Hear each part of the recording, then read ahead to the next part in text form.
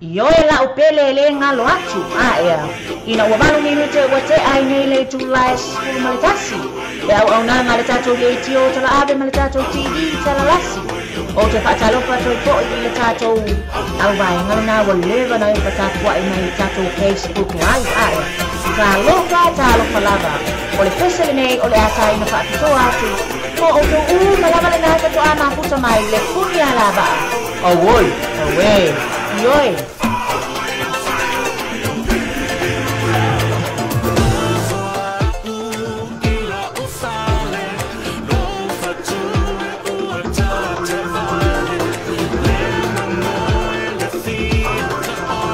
Patalo pataya te oto uma mafuta mai le tato YouTube, le Facebook Live, le single radio.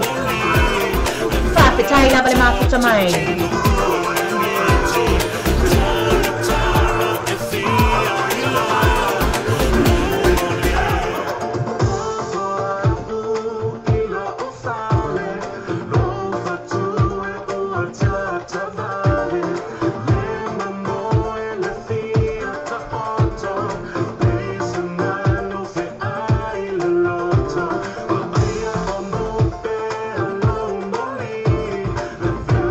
Talk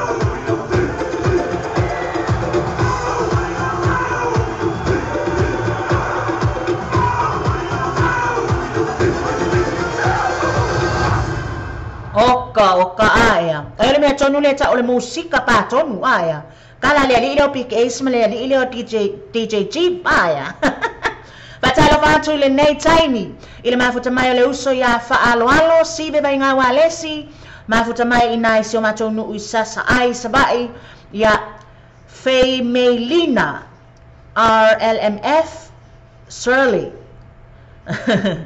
Fatalo fatu ya te uto uma cho a pete woika fiolai le uso wa ira mai kingi cho a pete siva mai le tai au aya Vai asiata olo fatalo fa mai na I Brisbane Australia ya male tama taile na fai na fa mai woia we ya ole pese matana le ntato amatato al tayao ilungo le tato Facebook live ya male susunga ya atapana lau tapunu uta sianga vale ya mailato umalavan na wa mafuta mai ya Kalau fai so kanga ko lau aku ya fa mtalanga vaenga le ya hai DJ babe nana sei malo le fa malosi fiu nana fa atalia tu ua fia siva talo fa nana malo la verso I fole nei tai cho apete fa mena tu ya te o ya fola awlum tua awa ke fa pe ngalo lo aniolo siva ele avele le fola awlum tua ya tapunu utasianga male fa fetai le mafuta mai pulu fa sanga inga le sina tui vai ave ya Clement Amato Onelino fa fetai lava le mafuta mai ile nei tai au yo mai musika fo ingai e fa seksek kwa ya kako fika ya ta uia fa pena o mo fika ya e moli ai fo ile nei tai au awa le siba ngai fa to left off yala ya ta fa ngofia to fa pena o live fa to male fo ia ai sokki ku loe kamale o pese vo ila pese babi ya ya nga ya DJ Dave Wepa featuring Sibe Bainga Walesi Jo apete fola holo mkuo ya nga kako Wepa kwe o Wepa kwe nga kwe lo ya wa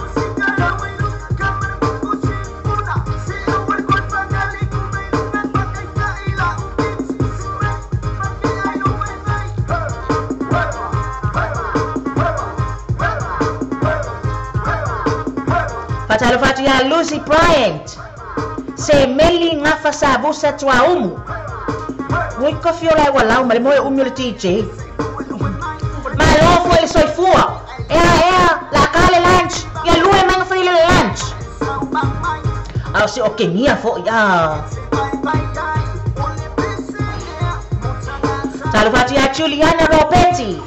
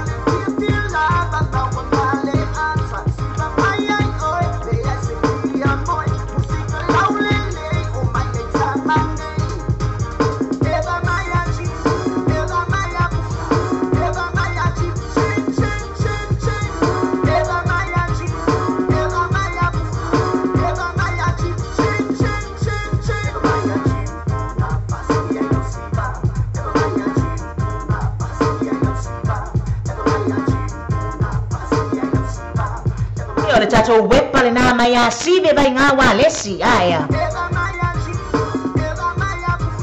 Ia malitama o puna au oika fiola Ia o ai ngā sa wepa. Ka umai po ai ngā sa siva markako wepa le ngā laku ngei aia. Awa lea la wata atu le wepa. Ia ngā la wa watu a leo kele ova aia kwa o siva mai sesi. Ia to ngā la lue mai I le wa watu. Ia wa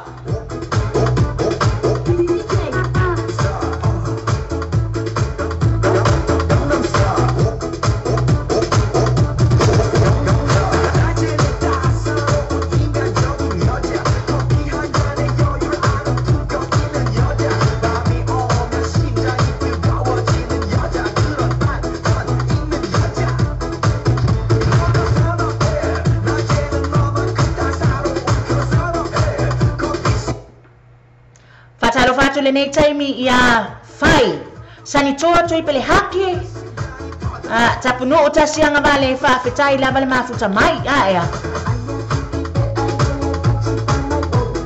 ia lue mai loka ko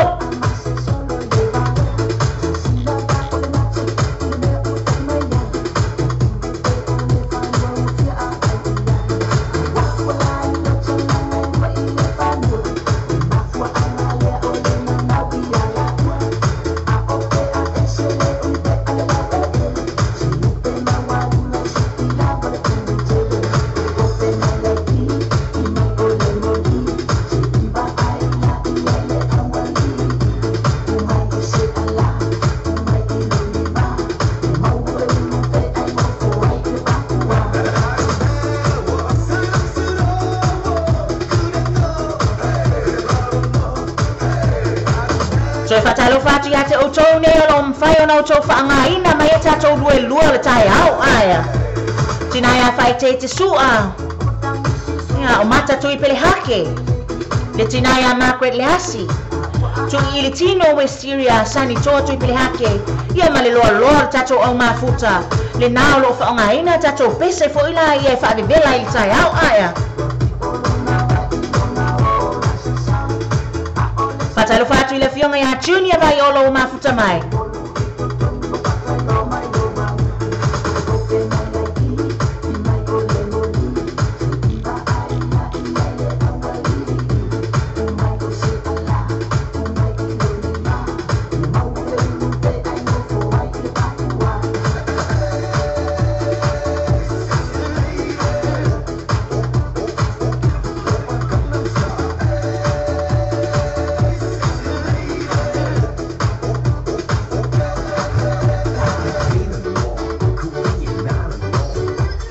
Fatalo fatu ya Rita Silman Tafa.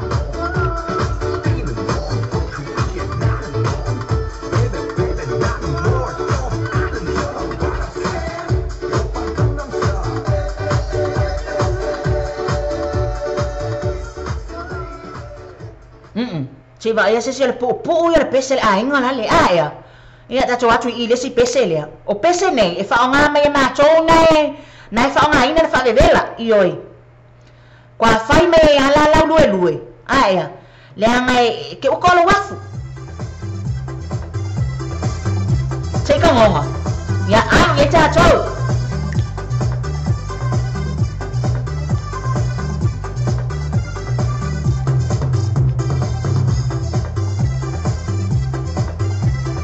ya fai o aso fao you like ina le nai tu Junior mai olo ia le nei wa so lima le nei ile nei tu o you like aia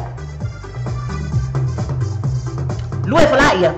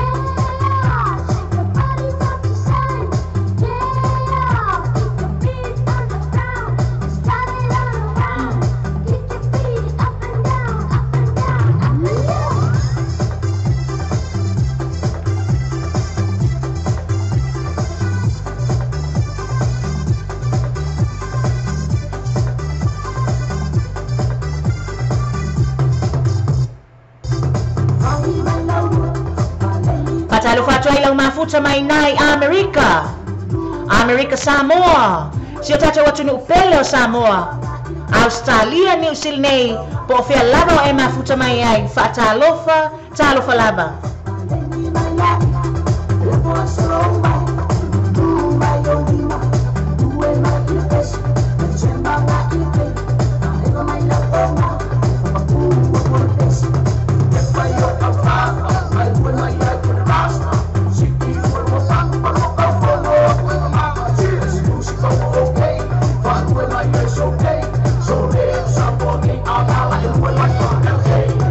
Ui bade lui.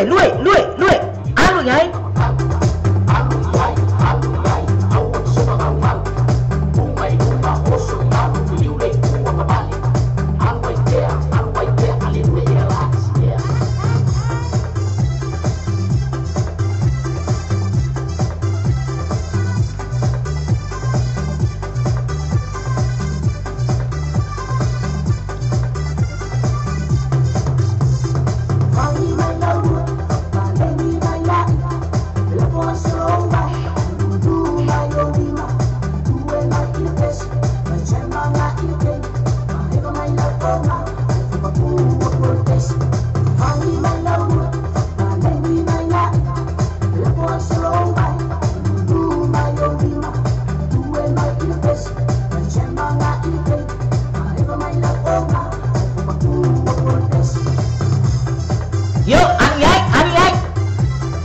Fai ngawa e afu aya me sama tole Amerika.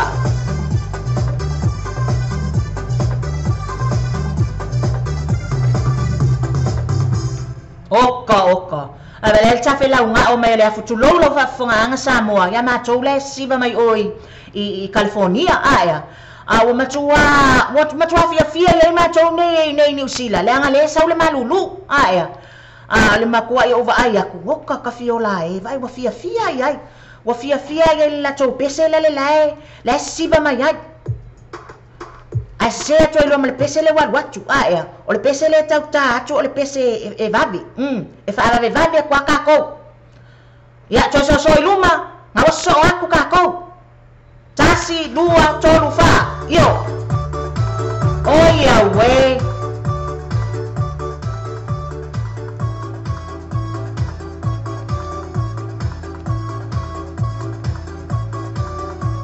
Fatalo fatu ya junior mai ono fa pe mai o mafuta mai Long Beach California. Mai wa be vela fa solo ato ala tunu aya.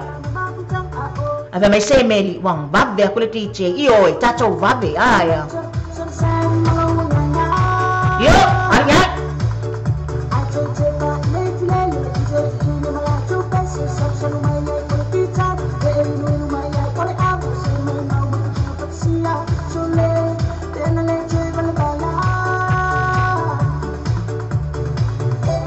Fale tu la sumulta si tu ina tu tato fa salonga fa pisinisi.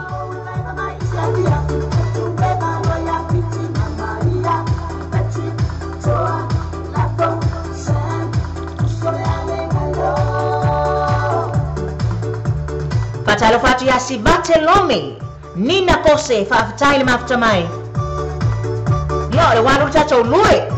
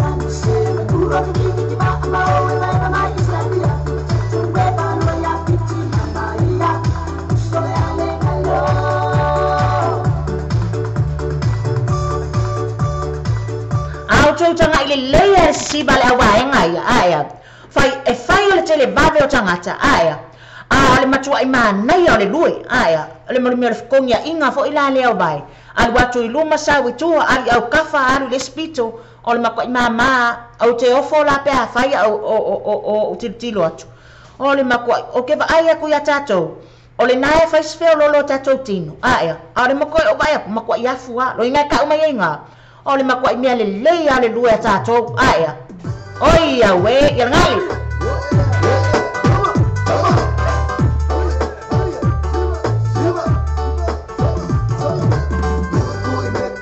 sei ko ing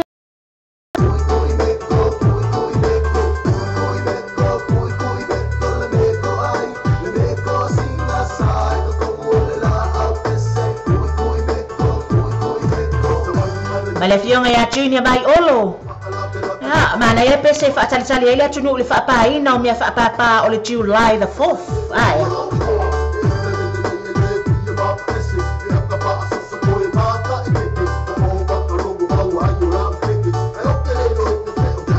Fatalo fatu ya kas tia to fasami fa fetai le mafuta mai. Alo fatu te oe male ainga ai.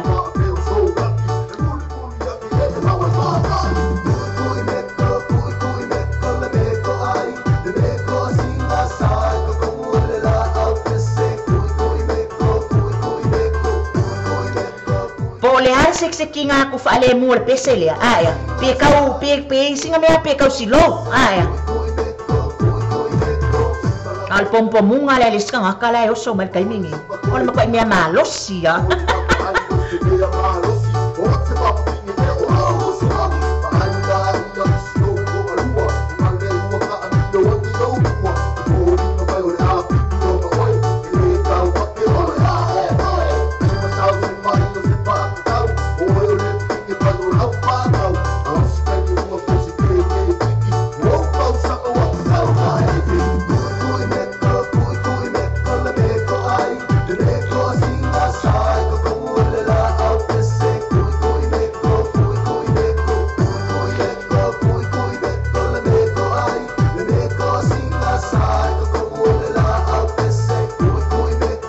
Ioi, família fiona ya tapunu utasi nga bale kui meko le mu.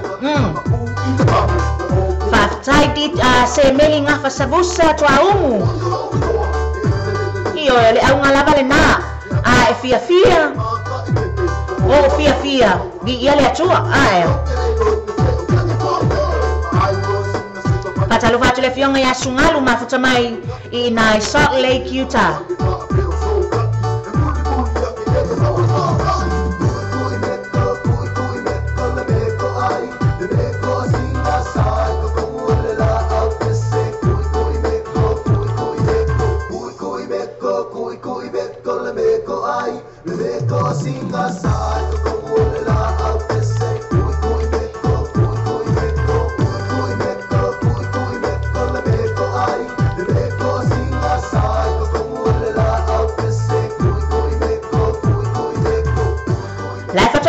Mele fionga ya sara to vale fui maono fa mafuta mai lo fatu ya Isaako ya te olua mele fanau mafuta mai nai mele pone Australia le fionga ya Amelia ti pasa fa mafuta mai o le taimili nei le fatu o mele ko inga meko le siva enga ya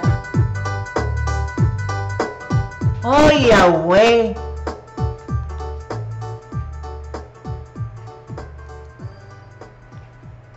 e ala no fia e batu le pesele le kui meko aya fai lo matutua tanga oi ya we o le matua i manaya aya fia ya la to e mawai le afu ya le na wa watu koi fa sa wa le afu o le mo chicken fry ngai han aya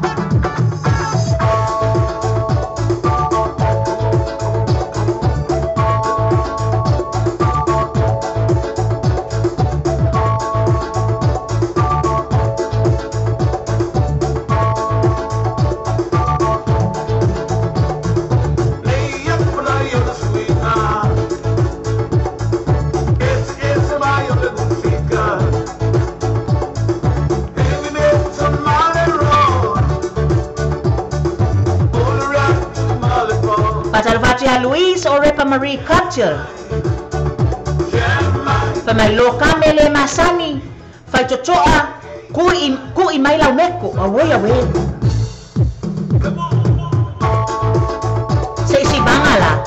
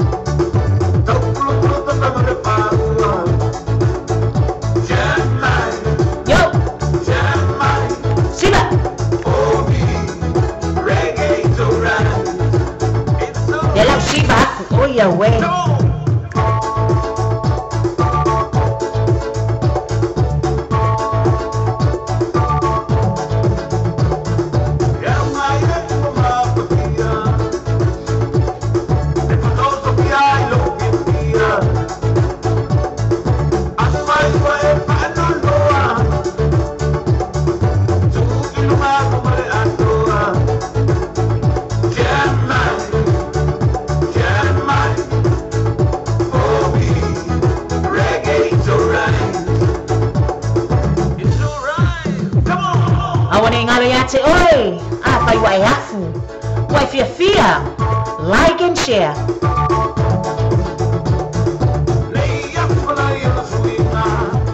Joa pete fasiva lo makoa.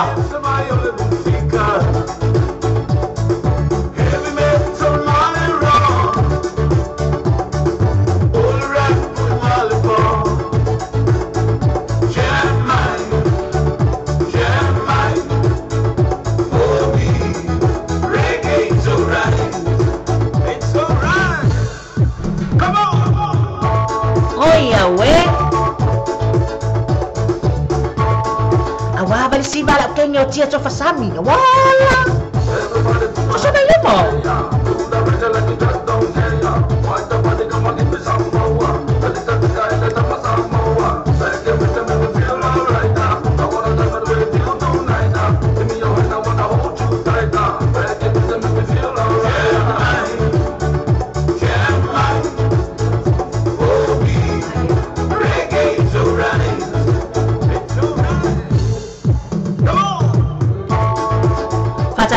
Fionga ya fatali au lualo mafuta mai inai Tacoma, Washington, USA. Ya, male fionga ya mai na mai se tasio tato sui fa salau o mafuta mai ina Samoa. Fa fitai lava le mafuta mai aia. Ya, lawa fionga fatali ya taluaye te tau mai ya ole nei ua pe wa lima ya wa ono pe se babe u fa pe ona fa vivela tu ele ba engalea. Ia le pese le nei mo oe, o le pese fo le nei e ko vai fo le taimi le nei. Ia ma vai atu ai foi. Ia na awina atu ai leo tatou whaasalonga whaapisinisi. Le pese o whaingoina ma walau iloa nei ni usi le nei ia o te iloa fo le lalolangi atoa. Le pese le puni ala baa pe ana le se anoa oe. O te le lai loa. So where you gonna call party? Come and rev it up like a Harley. That's cool, always good with it. I'm coming to you now doing 20 over the limit. The red light, stop. I don't play when it comes to my heart, let's get it though. I don't really want a white horse in a carriage. I'm thinking more white horses and carrot. I need you right here, cause every time you fall, I play with this kitty like you river to the top. DJ, hey.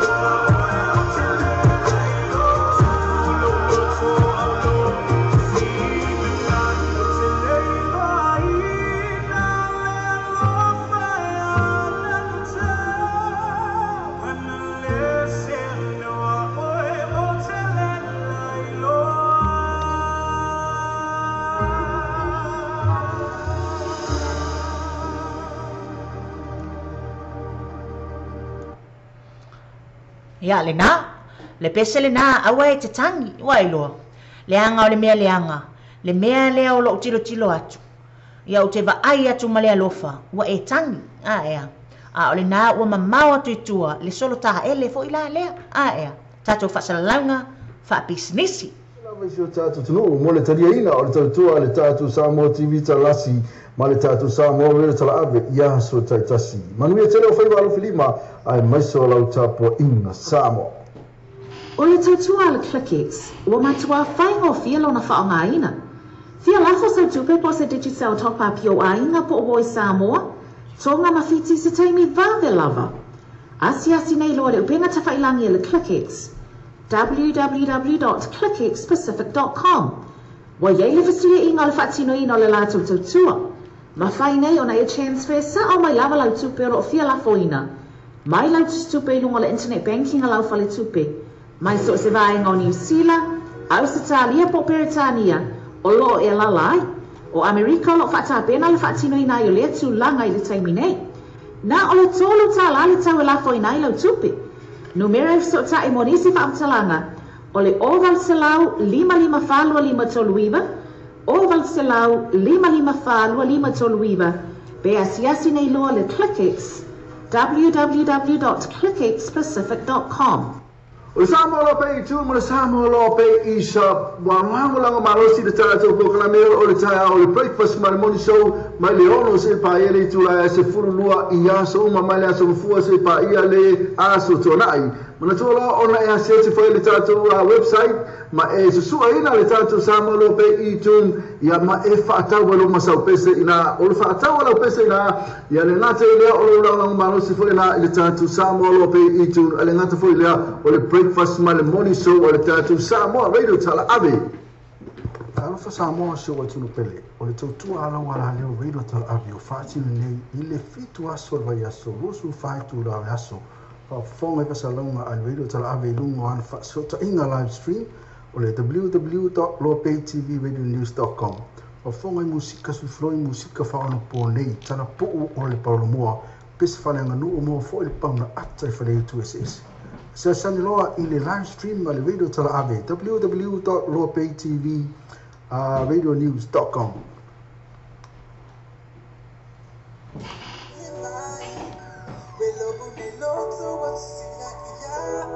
na pauna musika mata mo fia va fonga pe musika le tatu Samoa TV talasi ma le tatu Samoa ve tala ma so na paula o le tatu wala leo e te mau mai musika e pe ona e fia ia pe re tatu musika na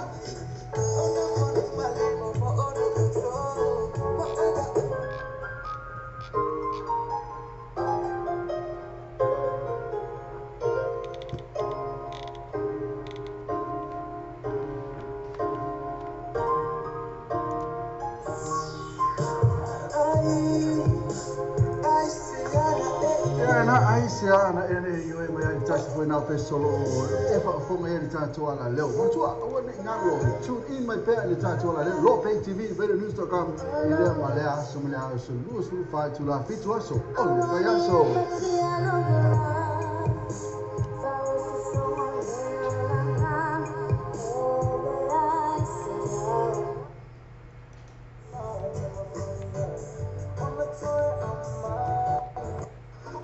The Sunset Ultra Limited le fale ni silia ina le malu tasi hui a road tio tou o la telefoni e te vili ai mo sa poki lua fituano o limon tasi fo le olu tasi o fa fitu to lim fato olu tasi o fa fitu to lim fatolu Water Fitness Mechanical Repairs, vehicle scan, electrical, oil filter, food vehicle service, penafo manato pauli new and used cars. Matua, malu tasi huia road to tou mo le fainga o sa i le nei taimi o le tausanga.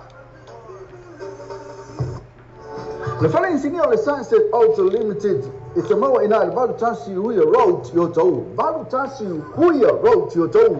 O le tunu meo lea o le telefoni o le landline lua fituono o limon tasi lua fitu ana o lima tasi ia pole mo pa o le olu tasi o fa fitu to lima fa tolu olu tasi o fa fitu to lima fa tolu ma tu tala le tato fa le sidia le Sunset Auto Limited ile aso tofi se pa ia le valu le tai o se pa ile tula se fulu male lua ile po ya malo la fa fonga mai ni sina tato fa sala launga fa api sinisi ya mana tua foi e ile tai me alu mafai tau mai ai ia fa matalanga si vaenga le o mai lunga le tato Facebook live aya ya le la fa talo fa mai ai Juliana malai imi mo ila to u malava na o lo mafuta mai ina i Brisbane Australia aya ya ma fa pe mai ila fionga ya fa tali au walo ia fa afu mo oko ya e muli aku ngai aya ya lo fionga tia to fasami ya o te lo se te mi o lumo le fa la wi lo atu po fia se mi o mo le si ti le puni ala ba o le o longo ane le taimi le nei ya ma to nei New Zealand ya fa le fionga ya Joseph Carlos Towers ma nga le pese le moi io e ka fio lai siniva tai fela sua sa o le tonga a pelu ya alofa aku kampangi Conrock le fa nga luenga fa longo aku inga i na falong mai lato ina Melbourne Australia fa tali au lualo fa pe mai mana ia le pese ya fai mai lina ana le ai le fa au sikalo o ke le lo ina le lo fai anga ngata ka ko va ai le maka ki o fa makalanga mi ka ya ana le ina fa extalo ya malo lava le sua fa tamali ya Stephen Polulolonga fa fetai le mafuta mai fa asu le oso Samantha Morris fa fetai lava e le fa ngaloina ila tolo fa peo na mafuta mai lunga o la tato YouTube fa talofa tu mo oto malava fa fetai le avea la tato le tiota la ave ia ma oto pa anga to tino foi e le nei astofi a solimo yolai lua afes fu male balu ea a woita fi olai o le la o watu e abatu le pese lea ya o le pese lea le pese le mai tai leo Christina Spaya se tasi o tato sui longo ya i le mea le tau pese ya se tato atu lai i plastam fainga Christina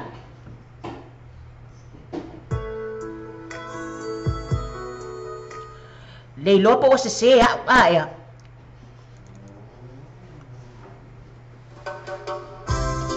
ia le nala o le pese le a Christina Spaya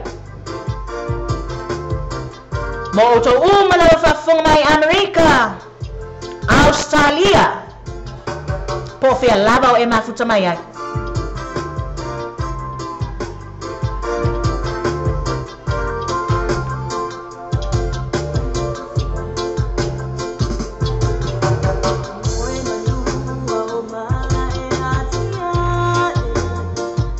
o le leo le tamai tai lia oka pe fa longo leo Celine Dion le leo Celine Dion yo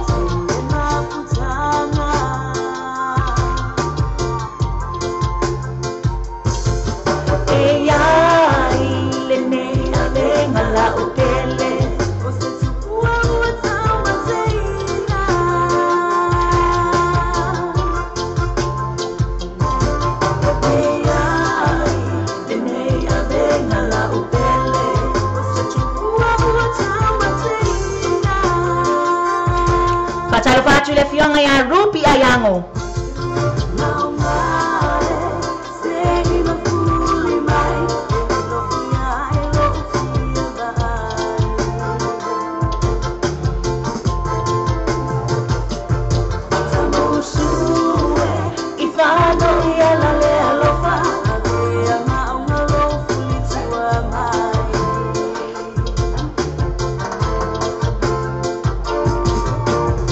Patalo fatu sio tuangane ya Joseph Afa manuia fi ngai fi am ngalwenga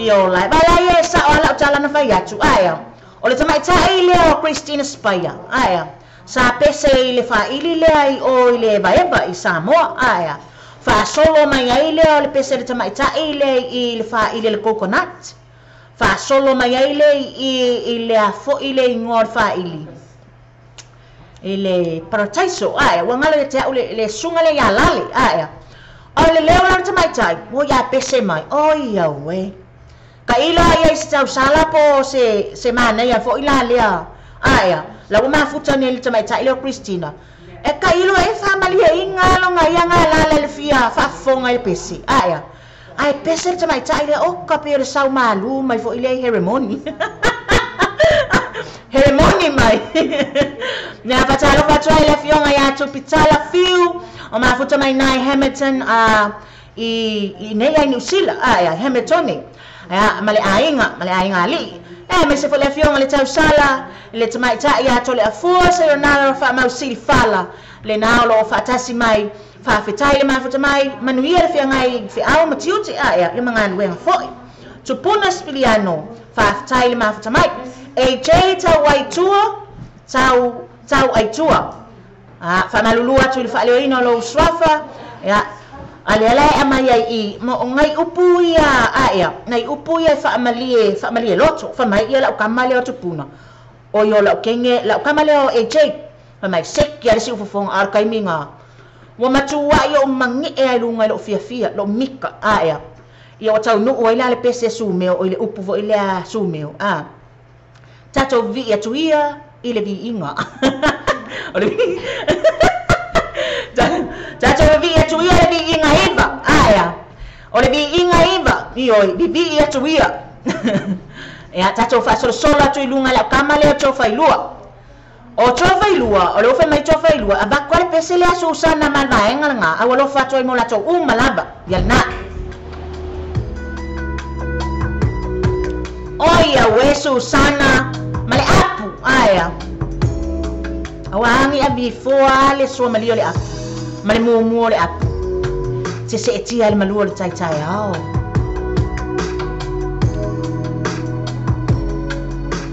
yoi e balu le vi inga so ia tia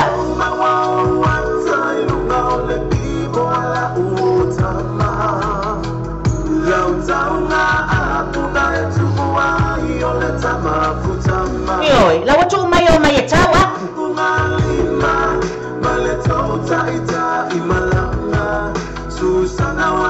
mana tua la saula wa ia ile fa matua o apu samo aya la wa ia male lafu apu to alima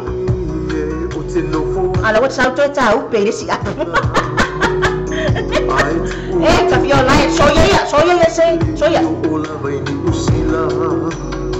pasia tafana usapopole telea ilo umafau ai se usiata pepe maoe ieto mailengau otuluma sina etel ibili maila bailo wainga ao sina tupefo iyo kasunga olewa oma wataitaya aulena tamalo wafaya ba malana fanda utama fa fonga mai se uso le Christina Spaya ya na fa mai fa tali au walo e tofu ar tanga malana taleni alo mawanga la o lunga pipo o ya we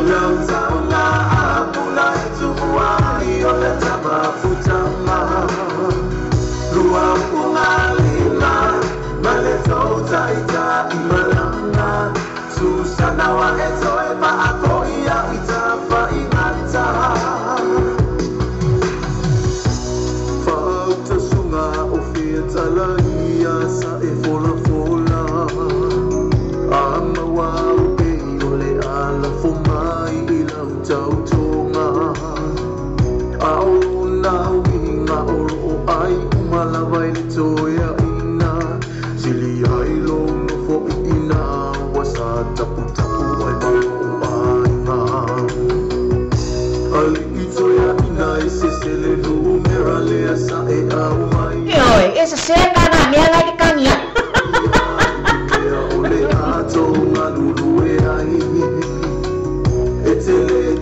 tatou pese le tatou kolosia tu le tatou fale insinia aya le nalo fa tali mai le sunga ya KP o ya we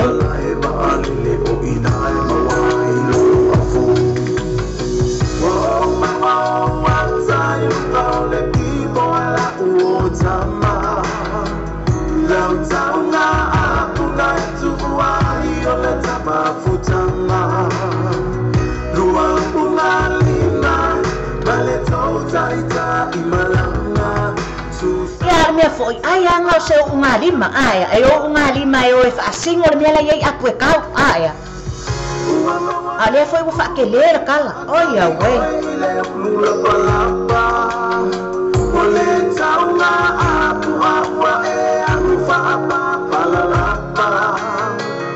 ale ala le wingo le upuli fa papa la lapa aya patal fatia esta tamau mafuta mai nai Seattle, America.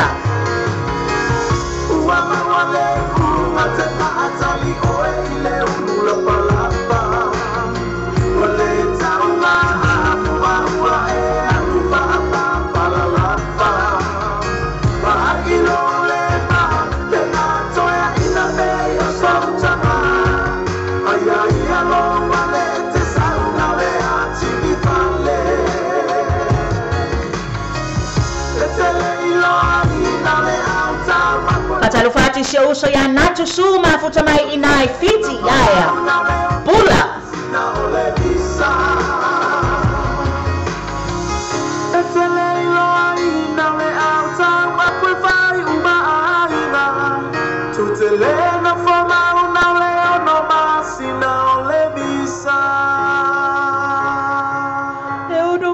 no le visa male limited visa ya wala kalau sia tulo yang ngango aya ya tato fa tali mai se ifa se ibilia kule le tato sensir autos le aya ya fa funga mai ya mo ilato malava ina lo fia mawale sosoani fo ilale aya le sosoani fo ilale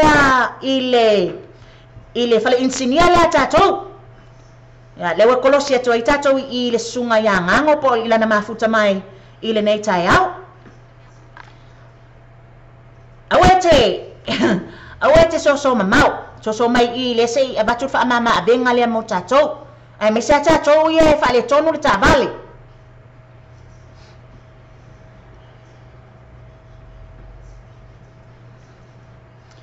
tasi lua tolu talofa mo mai ya pula na tusu ma lola vel soifua sa to vai ngal na lo mafuta mai inai le na lo mafuta mai inai fiti e se to ta umfa ya tuta to vili le sunga ya ya ngango ya le mafuta mai inai sensi autos inai ora hu me sa auto le na ye ta vale fa le ton awete alu mamau awete so mamau langal miai ya le la wa ye ta to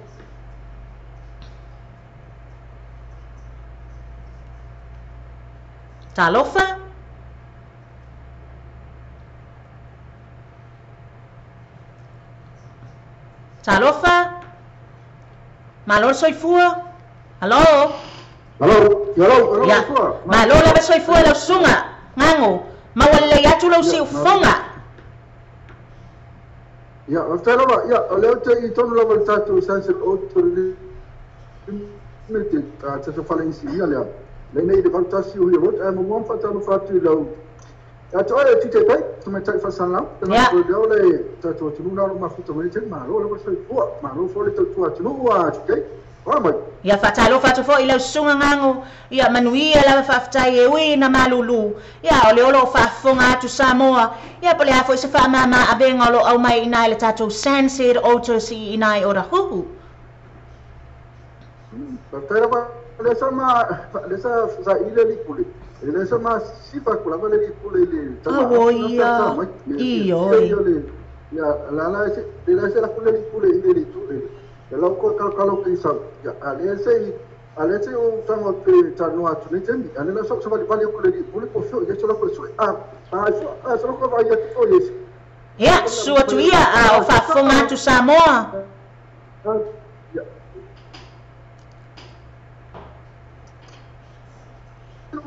Fisio Saranda Sama. Yala mai la le la vanolia. It's a no to find no to through I what Saranda, I'll give the phone to Saranda to talk to you. And yeah, I'll get your phone. But first to Saranda now. Yeah. Hello and good morning, Sharandra. Hello. How are you? Good morning. How are you? I'm good, thanks. A little bit cold. Okay, while Samoan are listening right now, I'm giving you the time so you can say something or elaborate more about the service that the Sensei Autos can give for the Samoan people. Over to you, Sharandra. Yeah, this is I'm talking from on behalf of Sensei Autos, and we have promotions, as I have said for last week. Still, we are carrying out those promotions like for wheel alignment. If you fit 4 tires, you have free wheel alignment, and for service, we have this special promotion. It's $90 for standard service, and full service is $250. And also, like if you have difficulties in payment, we also got a company, finance company, Genopay, who also provides 10 weeks interest free. You don't have to pay interest for 10 weeks, and then after that, then they'll deduct your amount. And also, we got second-hand tires specials, and we are open from Monday to Friday, 8:30 to 7. Especially on Thursdays, we got up till 11 p.m. on appointments only. And also Saturday, Sundays from 9 to 3. Sunday is 9 to 1. Yeah, le nalo whaafunga mai Samoa ya Sharandra. Sharandra, can you wait on the line while I have to say something in Samoan for the Samoan people, please? Yeah, sure. Le nala whaafunga mai Samoa. E winga e se al Sensei Autos ia matou tau mwhainga ia lo tau mwhaiatu aia. O le Sensei Autos pe asua ne iai. E mawhai o na whasosoani atu ia te oe ia ila tau ia lo whainga tāri tongtongi ina. O le whainga o lau tābali aia. Waipi wa uman whainga tābali. A watu wai fo i lea o na au mai tō lau tābali. O na o le popole fo ila le se leni. O le whamama a venga Sensei Autos. E mawhai ona tu ina atu ia te oe le se fulu vai aso e tongi ai ia lau whainga o le tupe le whai e lau tābali. E au noa lava ma se tupe tului. Aia, au al pe al mele le fefeanga ia tatou o le tupe tului I lunga o tatou whainga ia whai ia tatou tābali whale insinia. Ma vaenga ia ave ia tatou tābali. Aia, ia le whaamama avenga le nā mai o le Sensei Autos. Ia ma le vaenga le nā whao pa ue sui, whai ma le wheel alignment, ia batu se whaamama avenga pe e sua tu iai, matao tu iai, na e whaafafonga I la tatou Lady o tala ave po le tatou TV tala lasi. Aia. Over to you, Sharandra. Hello. Yes, those are the specials which. Hello. Yeah, you got me? Yeah, I can hear you. Hello. Yeah. Those are the specials we got at the moment, and if there's people who come by saying that they have listened to radio, for WOF they get $30. That is, WOF is 40, but they get a discount for $30 for the WOF. And also we do other services like mechanical, diagnostic, whatever people require. They can give us a call on our landline, which is 09-276-0561, or they can call on my mobile, which is 021-047-3543. And the location is IT1 Puya Road, Otahuhu. Ya, lau whaafonga mai le nā Samoa o numera nā o tātou telefoni o lo whaapea o na au mai e le sunga ya Sharandra e mawhai o na e vili atu ai pe a whaapea o le nā wa e mo o mia te lele sosoani aia. Awana ingalo ya te oe a whai e fia whai sau appointment o le stofi lava ia tā le tūlai valu, nga le tūlai sifulu ma le tasi lo matala pe le tatou au nanga se i vanga nā lava ua e vili atu se appointment na umile o tatala ina le tūlai sifulu ma le tasi. Ia. Nono winga, a whai wa e mau ma le tatou whasalaunga, tu ui lalo tatou numero telefoni na, ma le tatou address, Valu Tasi Huia Road, i ina i Orahuhu e te su atu iai. Leisi baenga lo au mai ai nā e te mawhai ona e tarusanga iai mo le whaia lau warrant of fitness, le WAF. Mo le tolus fulutala pe a whai e te tauina iai na e whaafafonga i le tio Samoa. Fast fulutala, pa ua tu ia te oe le tolus fulutala le au nanga le nā e matalasi ai le au nanga a le Sandseed Autos. Sharandra, if there's anything else that you want to say, yeah, this is your time. I'll give you the time for you. And yes, and I wish everyone all the best. Okay, thank you very much, Sharandra. May you have a good Thursday. Hey, I know it's a little bit cold outside. Yeah, stay warm. Also, yeah, Fafitai Lava. Thank you very much. Yeah, have a good day. Bye, my friend. Thank you. Yeah, see you. You too. Bye.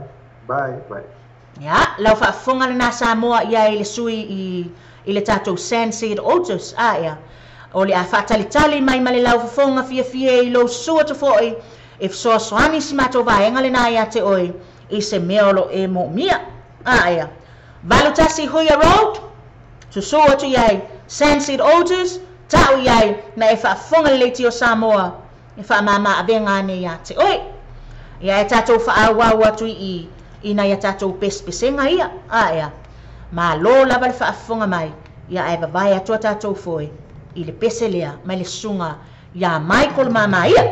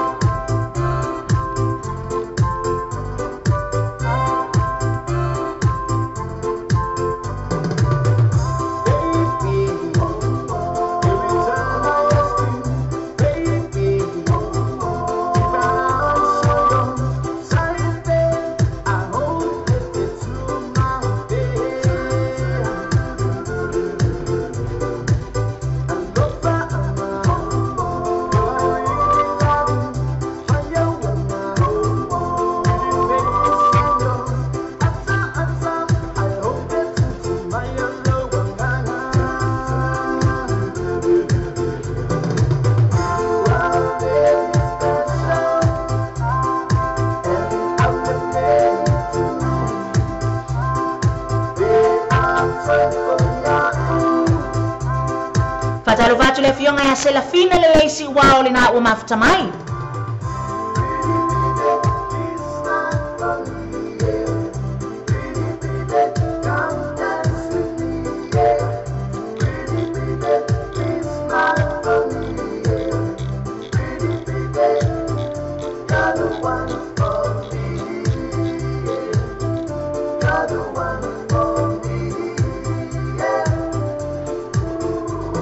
Fatalo fatu ya Margaret le asi le na ua mafuta mai.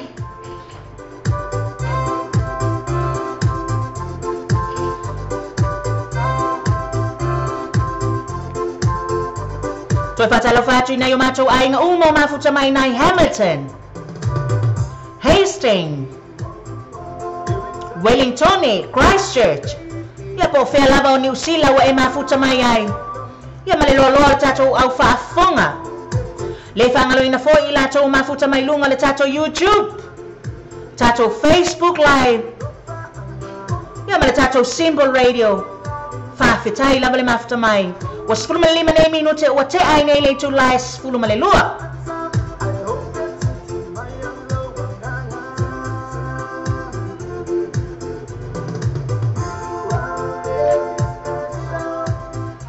Waloi fo i tātou mo le taringa sua o le nei au uli, ia. O le nau te iloa ua anga atu nisi sa whainga luenga, ia. Ia o le nā la whai le tau mafutanga, le pese le nei moli moli ai le tau mafutanga le auli.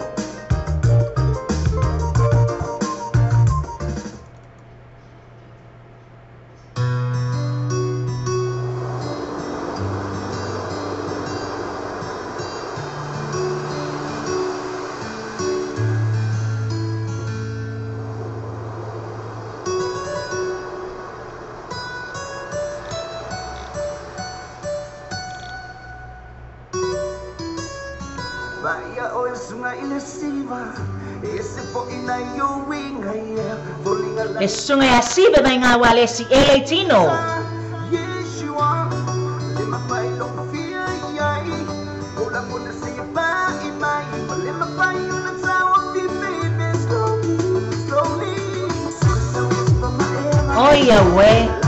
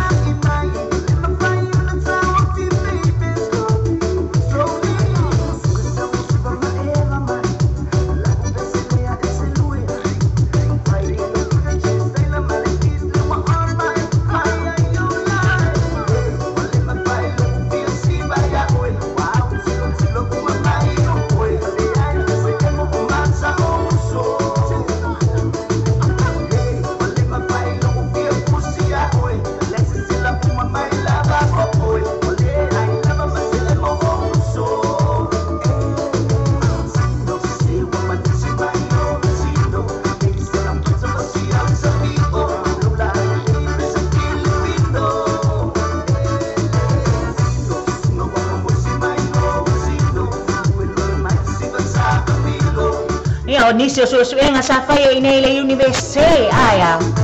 Inele mato universite o tako. Ma wifi. Fa mai o se fua fale ma fau yai.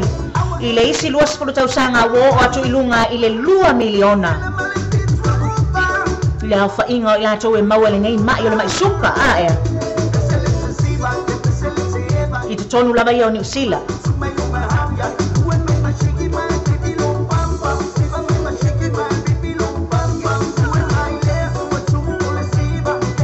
Anga o matua mawalunga le meta o le PMI aya ia fsili mai pole ale PMI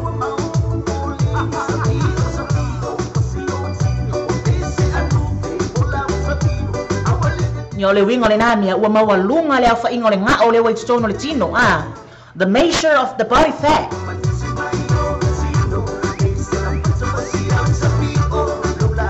so ania toi fo ile nei taimi awalo I tau maftanga le auli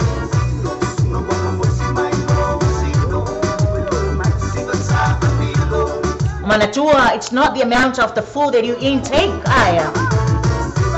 but the quality.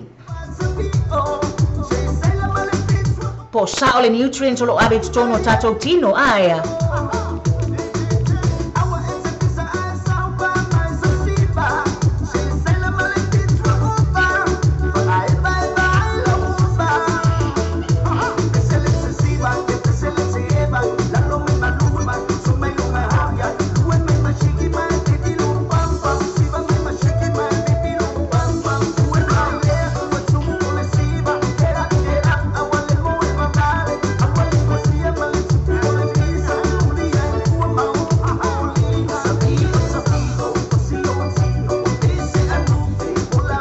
Ora mele watu punei wo o ai tamaiti laiti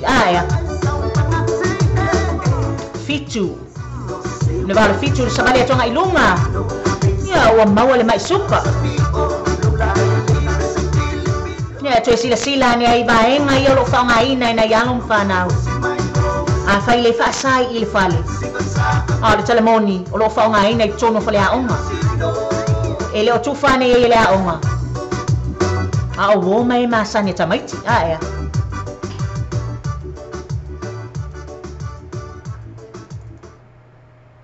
to sila ne ai baenga na ya na nai suenga fo ila ia le au mai I le mato universite inei o tako ya oni nai suenga la iti fo ie mawatu ai ia ni nai e taua a fai o le au mai fo ina le na ona fa manatu ya ole mea sa ia o le tau mafutanga e te tau mawhai ia mala umea ai fo i le aso ia e tofu ama vahenga ia rutu tono o tatou tino le mea sili na taua o le ngao o le suka o le masima sila ne yai baenga na.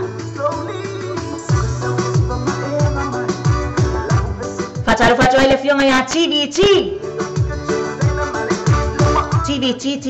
ya.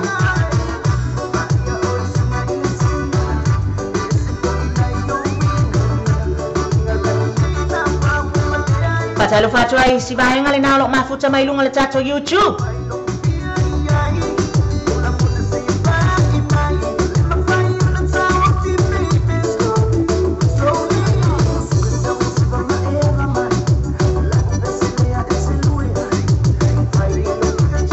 Ole mea lao lo ta umai i se ta sile na o maftia ngala maftia ini usila ya maona tangata nu ole mai suka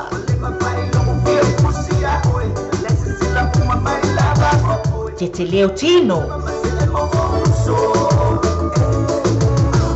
o se lui foi le na mo tato e me se foi ya wa fai se ula po atu lunga il no fo ale ole mfai no lu atu ya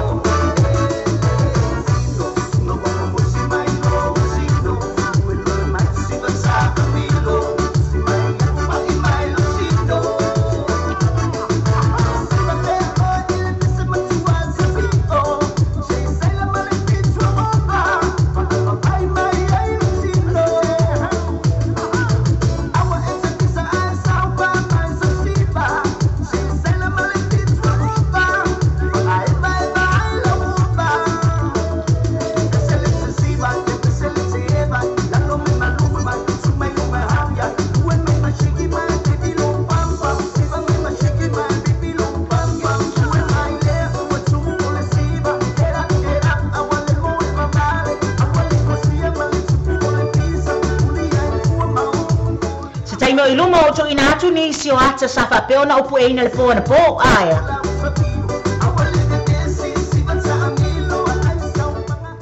Ora Huhu Musical Festival safa le po na po i Ora Huhu College. Maua e le taleni mo o ia ia lum fa na le meta musika. Mai la ba ile ba ngale lalu aya.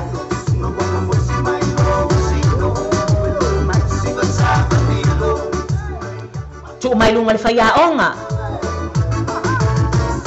oka he el fu taimi e o si tai foi ba nga tai tasi u molo ye instruments foi la ia aya ona ba nga ya pesa fa le ano yai aya ale ma troi mai ta tia lo na pa i mai le nei taimi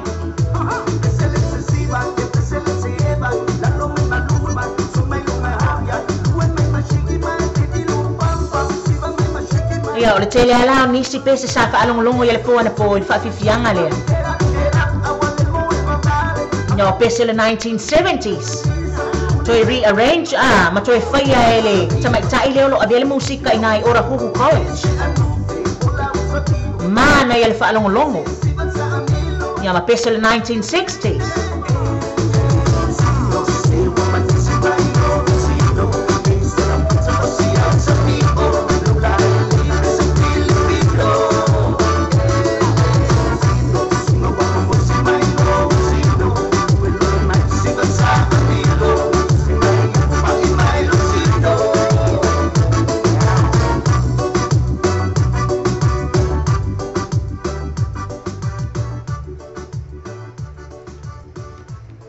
ya le saore sunga ya sive vai nga wa lesi e le tino ya kako me i folai i le si peselia ya o le pese ale pese sunga a sive vai nga wa lesi aulo au me ini fi au fo ia fe tau tonu mo me musika patonu ya e mamoli me fi au fa fong folai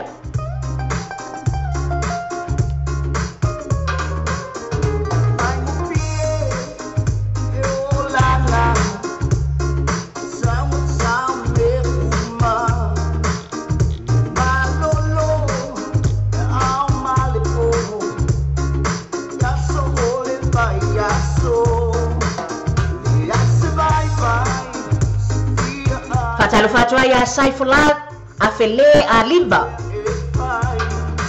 fa fetai la mafuta mai afia ya isa upese moli manao E moli mai o lo whaanga. Ia waga noa lunga o le tātou laina.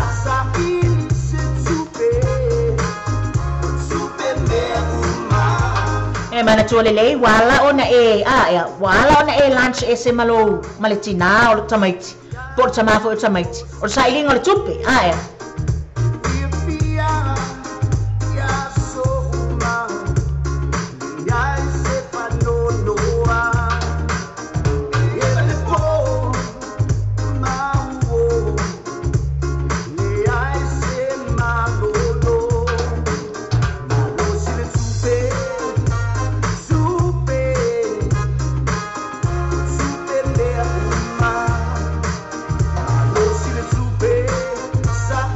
Talo fatu ele fionga ya nio sitama. Ia male loa le tatou au mafuta o mafuta mai lunga le tatou YouTube.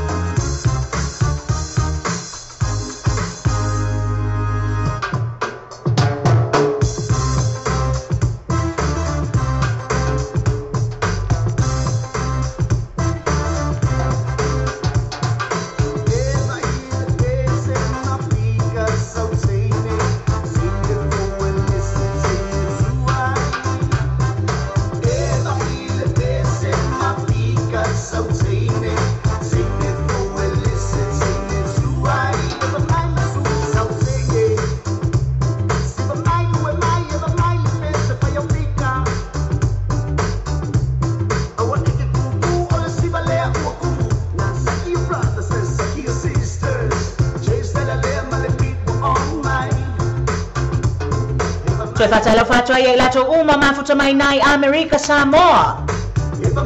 Amerika, Australia, Kanata. Ah, tato atunu pele o Samoa. Tutono fale fainga wenga. Maota malawa. Tutono fale mai. Tutono lauta abale. Ole awa unanga le nei le tato leiti o tala ave. Ma le tato TV tala lasi. Fafitai le mafuta mai.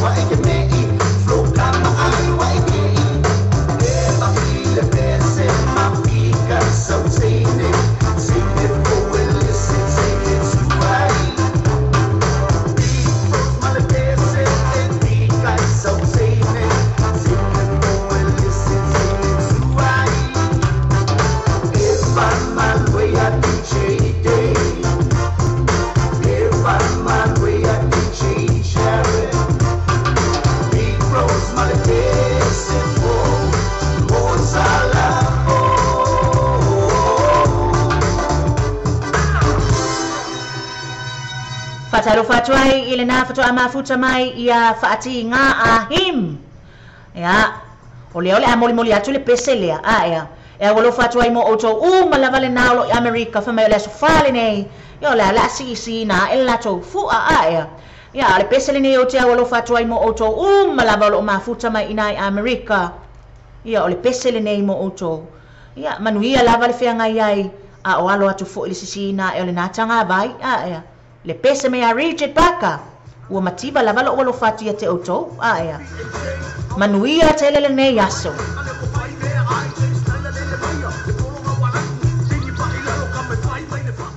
Tina, la tinga mai la sakia we.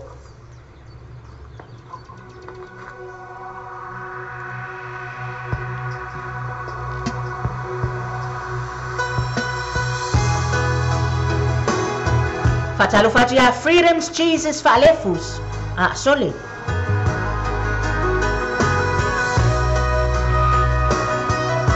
Fatali aulualo. Ole ato inatu lau pese se taimi oi luma.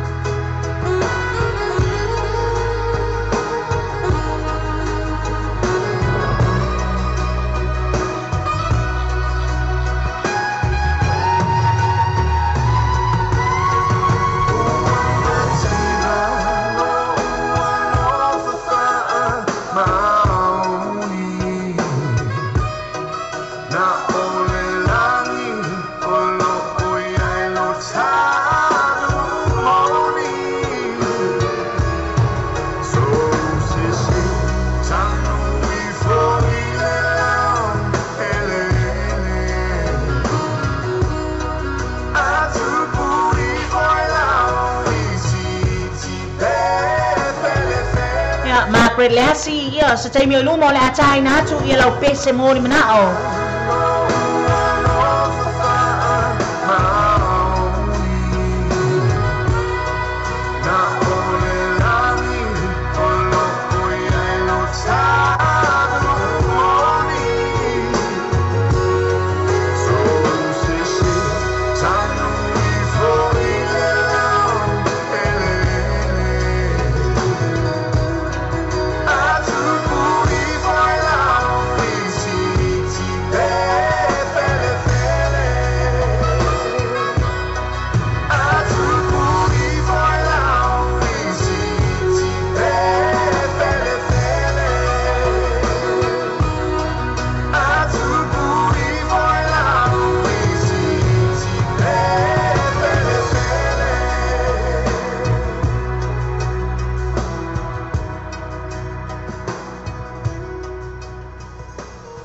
Ya, walo fa try mo ojo malava le na o lo fa pe no to walo atu I le fa tatalina fo le fa papaina o fana aia awa ia le aso fo I tutu atasi o se o to atu no aia ia manu ia lava le nei yaso o le pese na sa tai na to mo to le fionga ia fa tali au walo o lo fa pe mai le pese le taula misi do kisua o lo makua pe o la watanga o le taula aia ya watu tato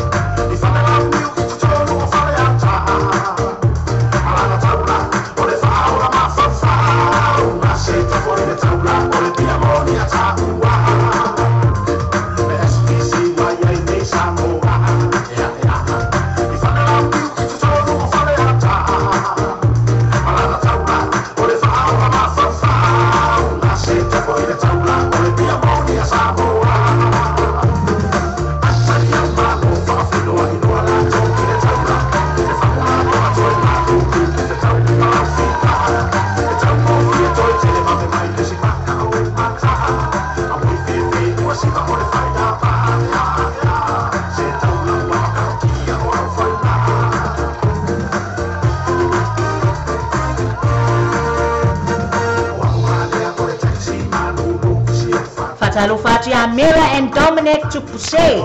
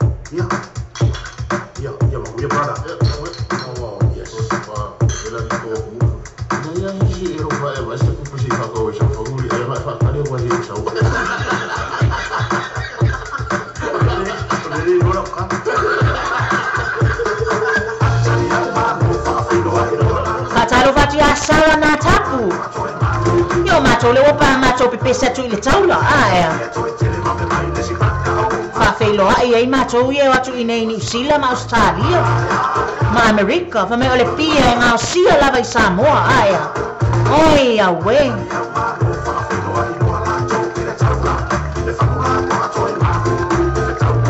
Mai lai loa mai oe Amerika e le afionga ia whaatali au lualo le pese aia. A le pese le taula.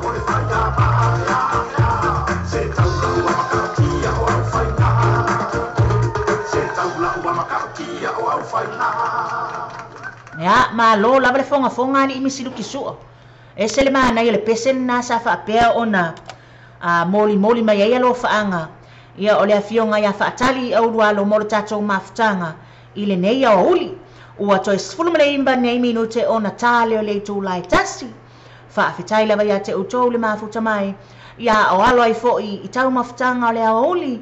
Ia o fea lava o e mafuta mai ai. Ma lo le whaatotoa. Ma lo le whai o le whaiva. A whai fo i o e tutonu o lou o lau ta avale. Ia o le whautuanga maasani. E te oti le sawa sawa. Ia e te soifua sawa le mu i lou whaauta. Le pesa le nei na mori mana o mai ai. Ia le tamaitai o Margaret Leasi. Ma le loa le latou au whaafonga. Le pese mai le puni a la vaa. O le ama wale ta whaanua pe whaatolu atu ea. Aia, le se a whaina. But you need someone to spice it up. So who you gonna call party? Ana le se no oi. Party, why is the best group always forbidden? I'm coming to you now doing 20 over the limit. The red light, stop. I don't play when it comes to my heart. Let's get it though. I don't really wanna wear horse in the carriage. I'm thinking more. Toi whatalo whaloa ia, toi fo ia i lato o mafuta mai le tato YouTube. Le Simple Radio.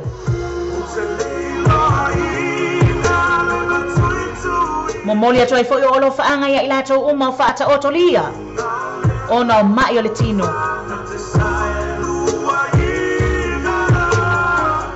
Mai lato fo i o e pele, mai e mamae. O mo tu sia ono le malanga le maliu mele oti. Analyzing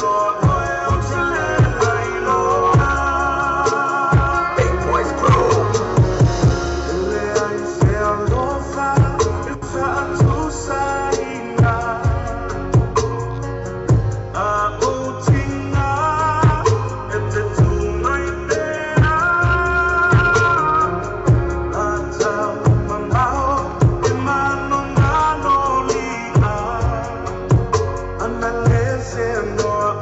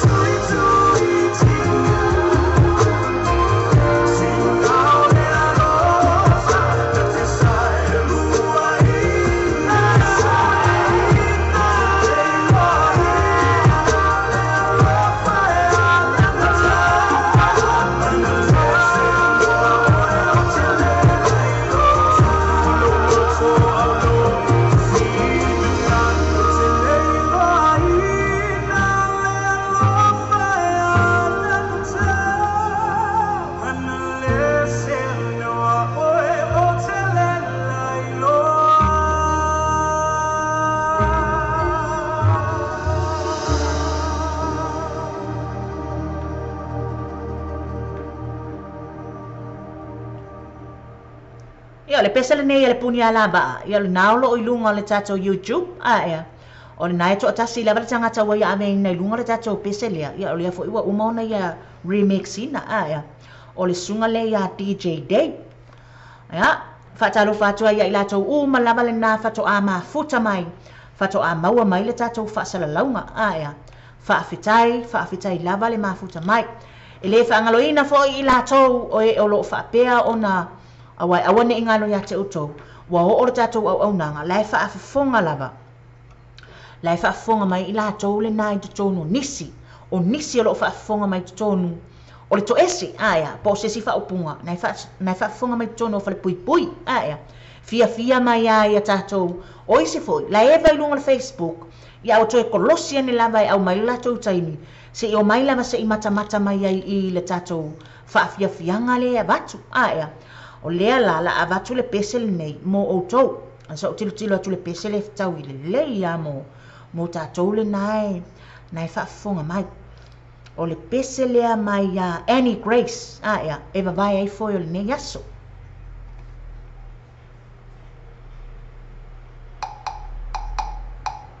Ia, siva mai ai tatou. Yo, awa ia.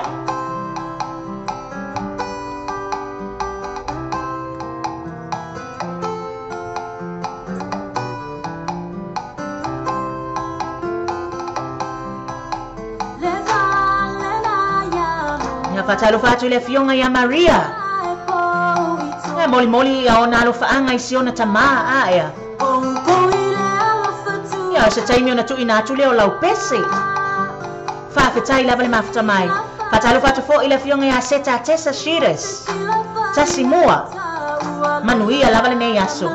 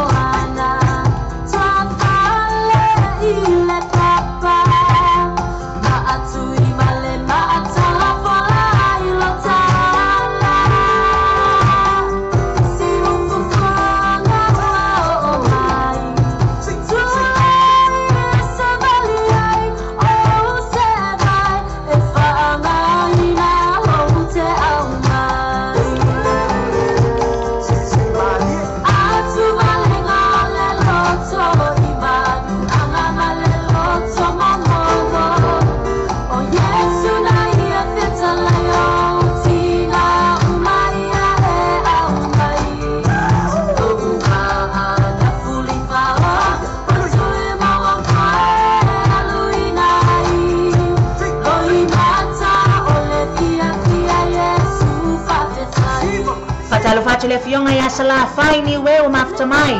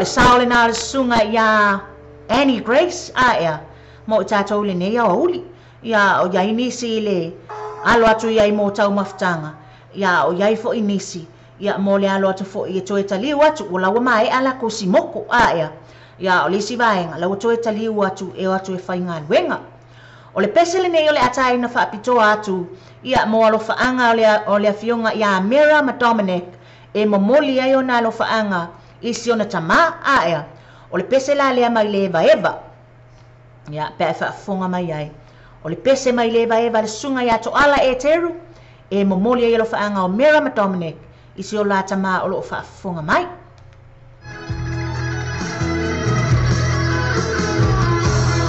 te tala mai le whaitutoa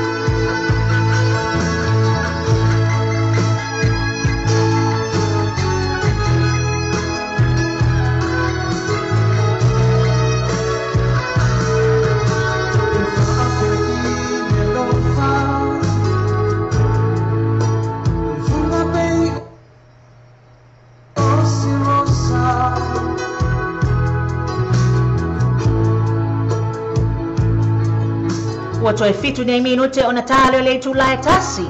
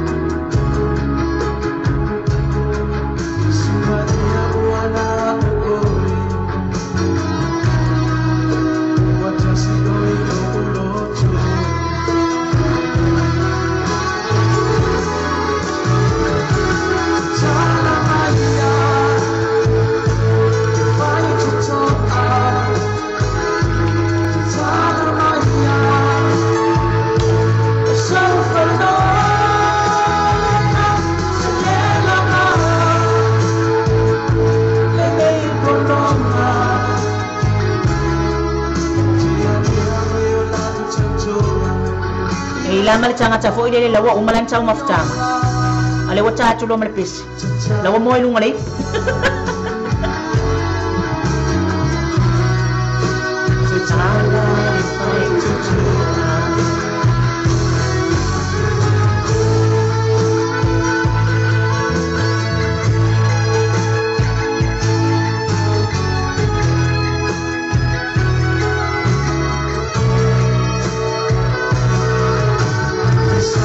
Patalo fatua ele nei taimi le fionga ia Sara to vale foi maono.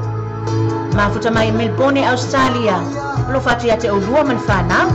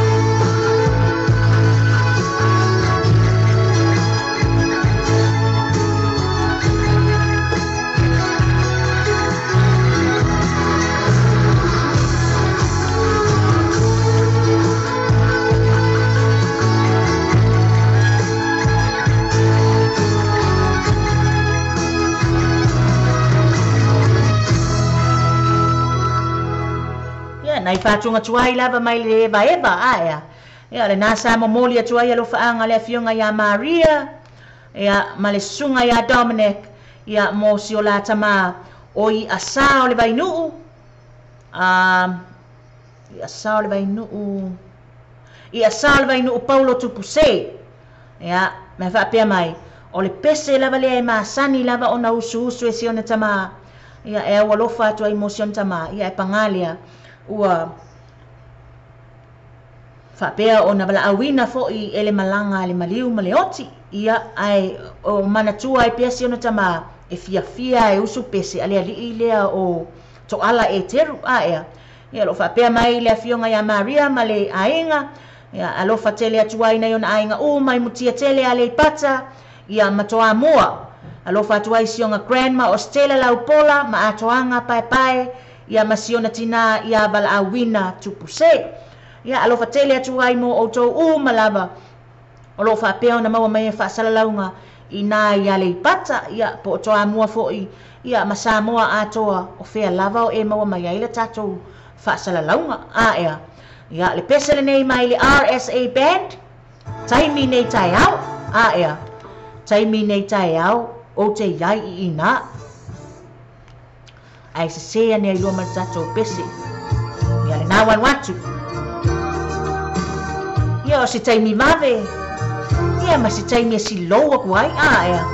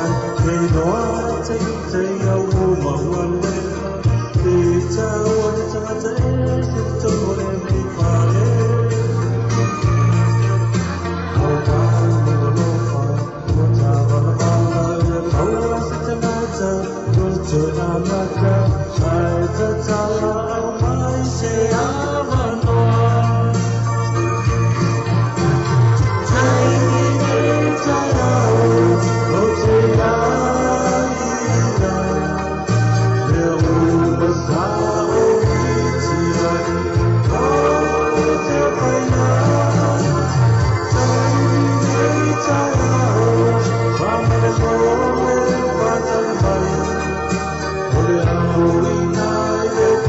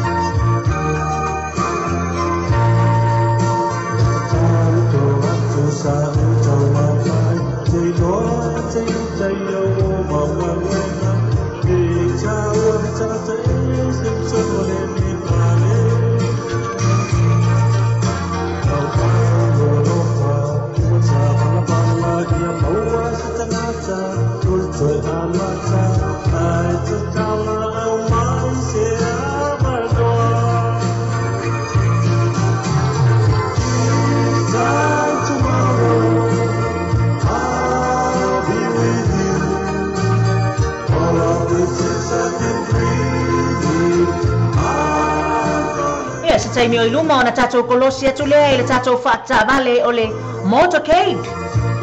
O lo faapea ona mafuta mai ai le susunga ia ngago.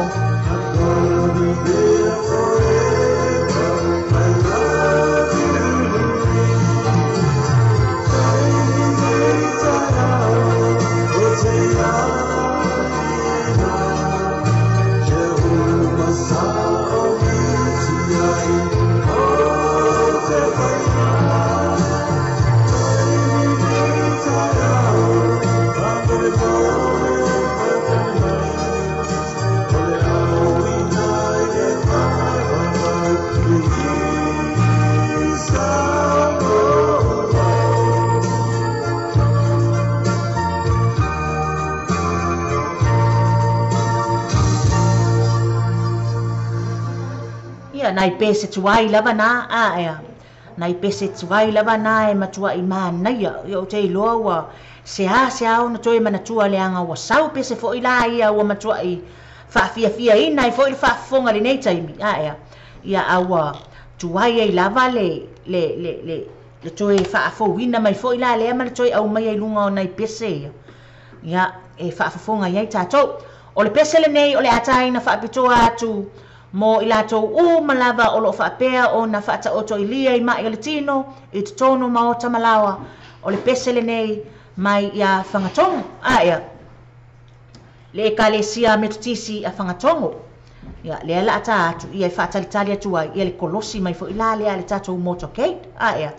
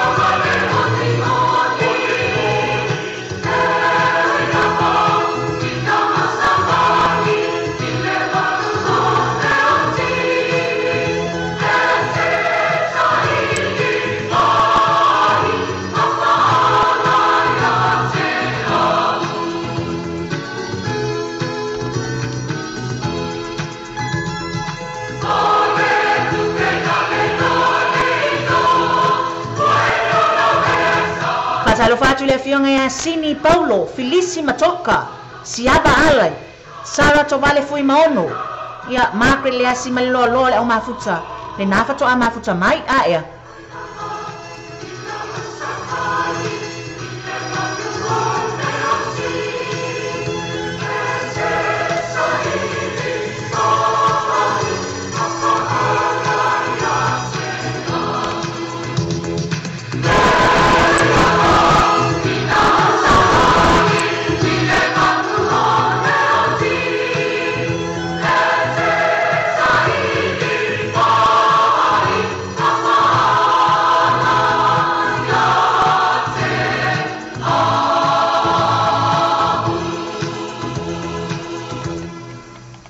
Le faafiafiaga lena ale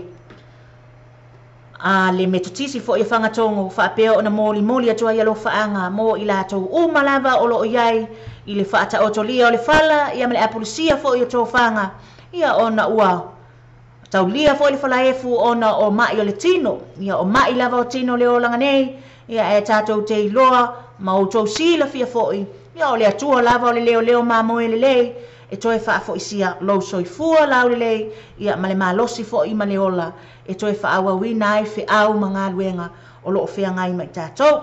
Wha whetai tele lava le mafuta mai i tātou ma lava, o lo o wha apea o na mafuta mai le nei tai au. Ia le sunga ia Julia Tinei, Sini Paulo, ia lo nao lo o wha apea o na sila mai, ia Susana Fiu, alo wha atu ia fou, ia ma o lua ma le whanau, ea. Ia Filisi Matoka, whamai, momoli atu alo whaanga i siana whanau o lo au mau i New Zealand, ia Matoka, ma Lei Emma, ma siana tama ia Nathaniel, alo wha atu lua mātua i nei Samoa mo o tau, ia lo winga o lo wha apea o na maua mai le tātou wha asalaunga le nā mai Samoa, e momoli atu ai alo whaanga ia Matoka ma Lei Emma, ia ma Nathaniel, ia mai nai o tau ainga, ia pole sunga fo'i, ia Filisi Matoka, o lo wha apea o na mafuta mai Samoa. A o le tātou pese la lea la ata taina atu, ea. O le pese na moli mana o mai iai, ia le afionga le ia Maria, na se le taina atu le pese, ea, e whaatalitali ai le kolosi mai le tātou moro kei, o lo whaatalitali atu le sunga ia ngango, o le naolo o awai atu inai se isi o tātou whalita avale, ia e momoli ai alo whaanga le afionga ia Maria, isi o lata ma, ea, le sweet love, mai ato ala e teru, ia, whaafafonga mai.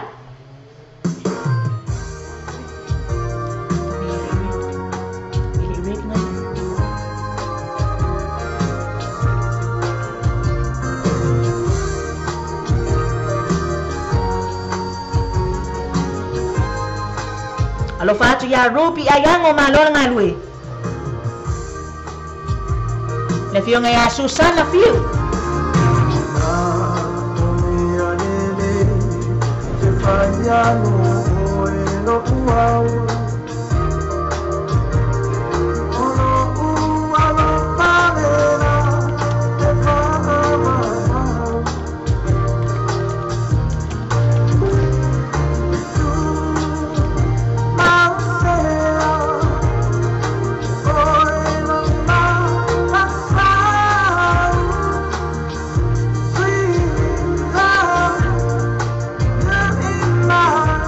Lo mamoli mai alo whaanga le tamaita ia Julia Tinei. Kai ona ainga uma lo mafuta mai sai pipi sabai.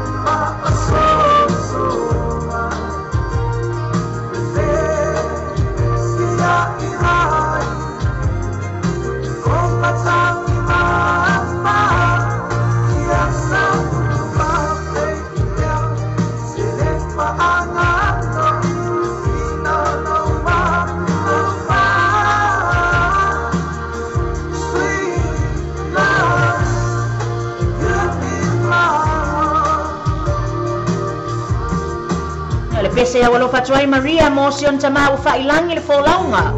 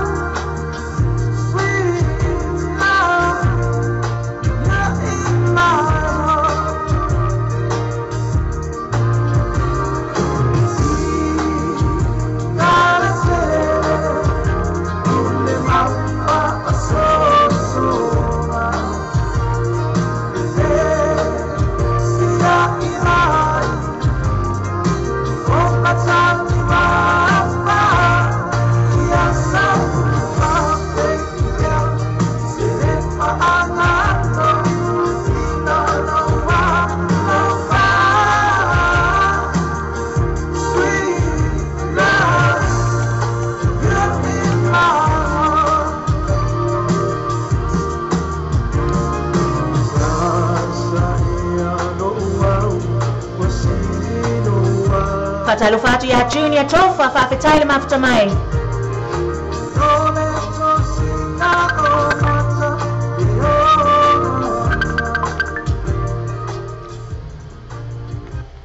Ia, taluai ona o loo iai le tatou telefoni lunga laina. Ia, toe mafuta mai I se taimi o iluma toe whaawau I nātou le tatou pese lea a ia. Maria, toe whaawau I nātou le tatou pese. Talofa?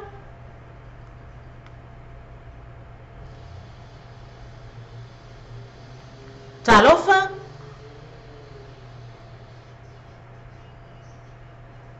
Talofa mawan le atu oe lau sunga KP.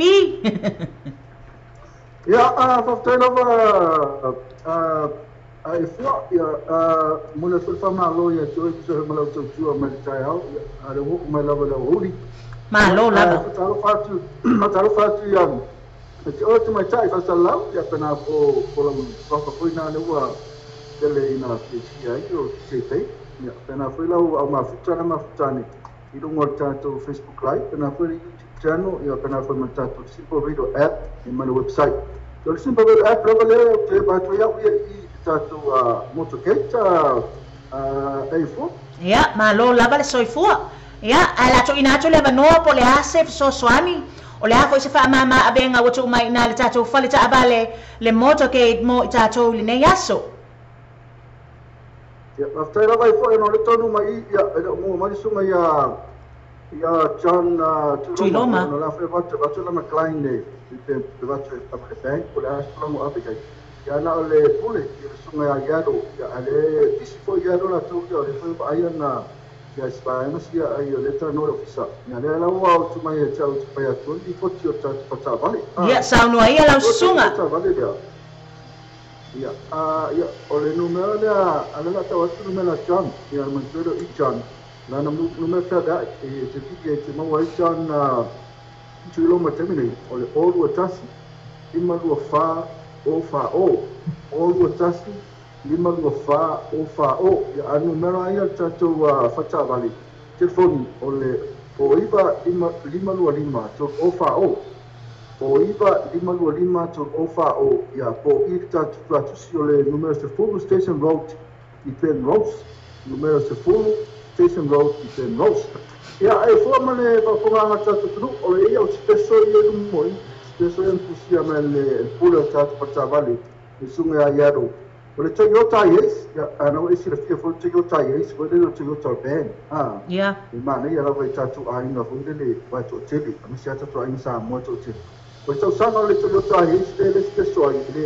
le weekend ni manga so atua ni lua afe suma lua ya na le ono atau sanga le na le ono atau sanga ile afo ya ile matua tele o le tau esa ia lua se furu ono afe iwa se lau palima ia lua se furu ono afe iwa se lau palima a lewa pa'u le o lua se furu fa afe iwa se lau palima ia ana o le se lau kilomita le se lau ia mai le tue no le se lau ia a le tiso a le tolu lita le komeki ma ia i o le tāwale le Toyota Ace ia ke fia I tatou atunu nani mea le umbi to tele no fua ya le pa u la wal tau ne vai aso I lua su fa fe I se lau palima a tau sanga lua fe suma lua ya sa lu su no afe lo pa u mai lalo le se lau kilomita le famaina ne le tele stegen famai ya al tiso al kolulika ya el malo seraf ya o komeki o le sta tau special ya e fua o le Ford Escape lua fa le ono tau sanga o le tausa iai sefulu ono afe iwa se lau palima a le opa o mai le sefulu fa afe iwa se lau palima ana o le fitu su tolu maila ia mai le tile iai ia ae lanu luli ta vale lea o komeki foi o komeki o le Ford Escape tupu afe ma le ono fitu tolu kilomita le opa o mai le special na su fa afe iwa se lau palima ae o komeki lesi tatou special lea e vai aso lava nei lena mai pule o le lua afe ma le fitu BMW convertible ia lanu pae ta vale lea 2.5 liter ia ai white ai whakua a valu afe vasu lima afe ia mai le toka vale lea le siko fo ia ai lesa se fulu iwa afe iwa se lau iwa lima tausa iai ai le upa u mai le se fulu tolu afe iwa se lau iwa lima oko kai se pa u ia al BMW kalangolo mo BMW Ya oka. Ol BMW Macam tawar mulmul. Macam tawar mulmul ila ai fua. Apa mar fitu ni Nissan Skyline. Dua apa mar fitu Nissan Skyline ne Fiat Pranga. Tolu just malima lita ya grey color. Sa se fulwa hafe iwa se lau lima lita. Ya lupa umai lano se fulwa hafe iwa se lau lima lita. Oka kai. Ya ai fua ya tatu ta valena ya masalo na we. O kalau mana o na o faalupe o ele na o mati ioe sa o lei. La sunga ngango se ito e ta o mai ale ta address fa mole lava, ma ta numero telefoni. Ya, after la numero tato address o se full station road in Nathan Rose, pengo fia ya. Na ro kama tu si la full station road, ben road no sawa mai na i Grace South Road mai oi oto.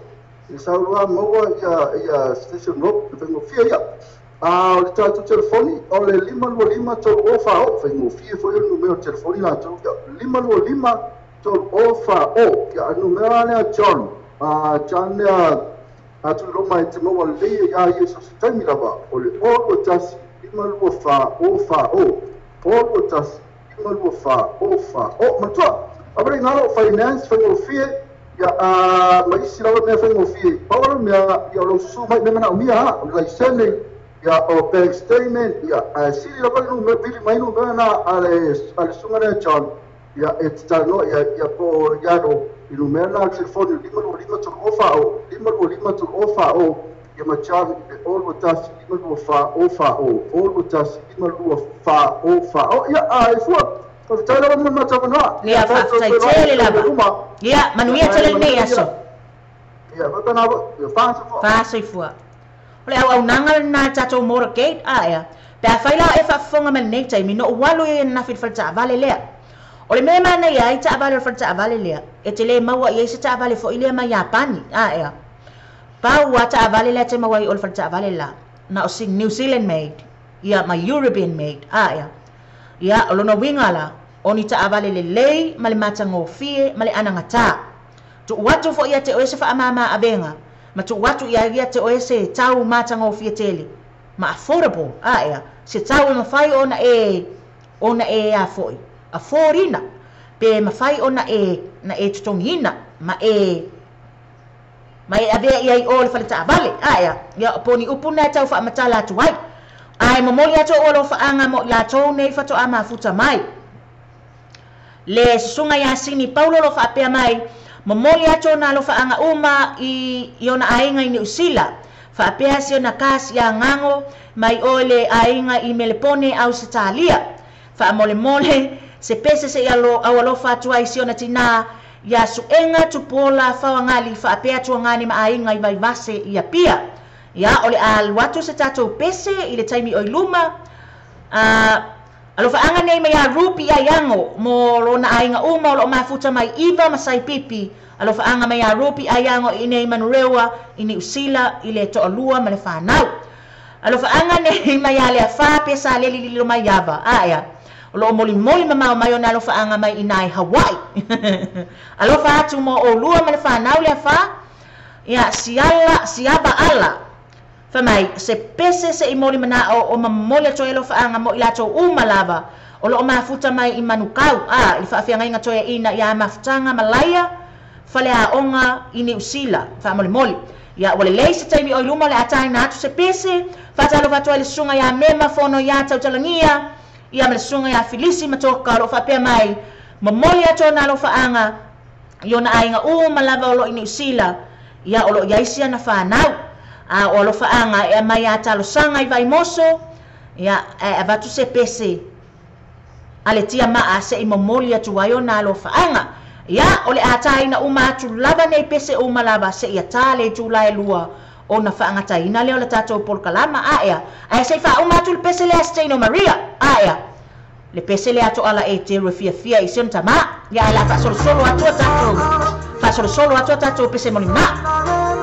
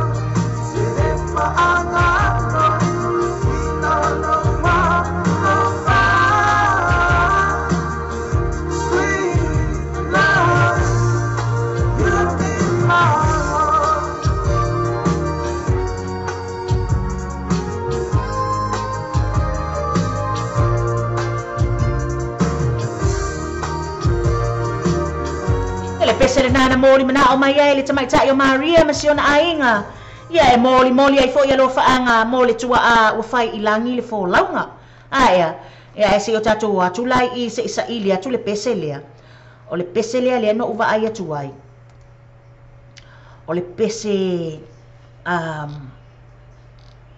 ka fiola e le pese o le manai o si pese la kilo ia lea la wa ia e moli atu ai lo faanga ia ma walofa atu ai fo i le tina le afionga ia sini Paulo mo moli mai ona lo faanga i siona ainga ia ngango ia male ainga atu ai ni usila nei ia e mai sei fo i siona tina ia suenga tu pola faangali fa pe siona tuangane o lo iai ainga i vai base ia pia ia le pesele nei mai asuliveta kurene fa amalosi pea.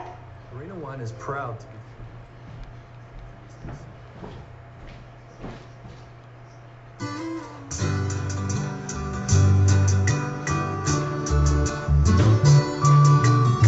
awe te alu ese mala tatou le iti o awa wai atu lava tatou pese moli manao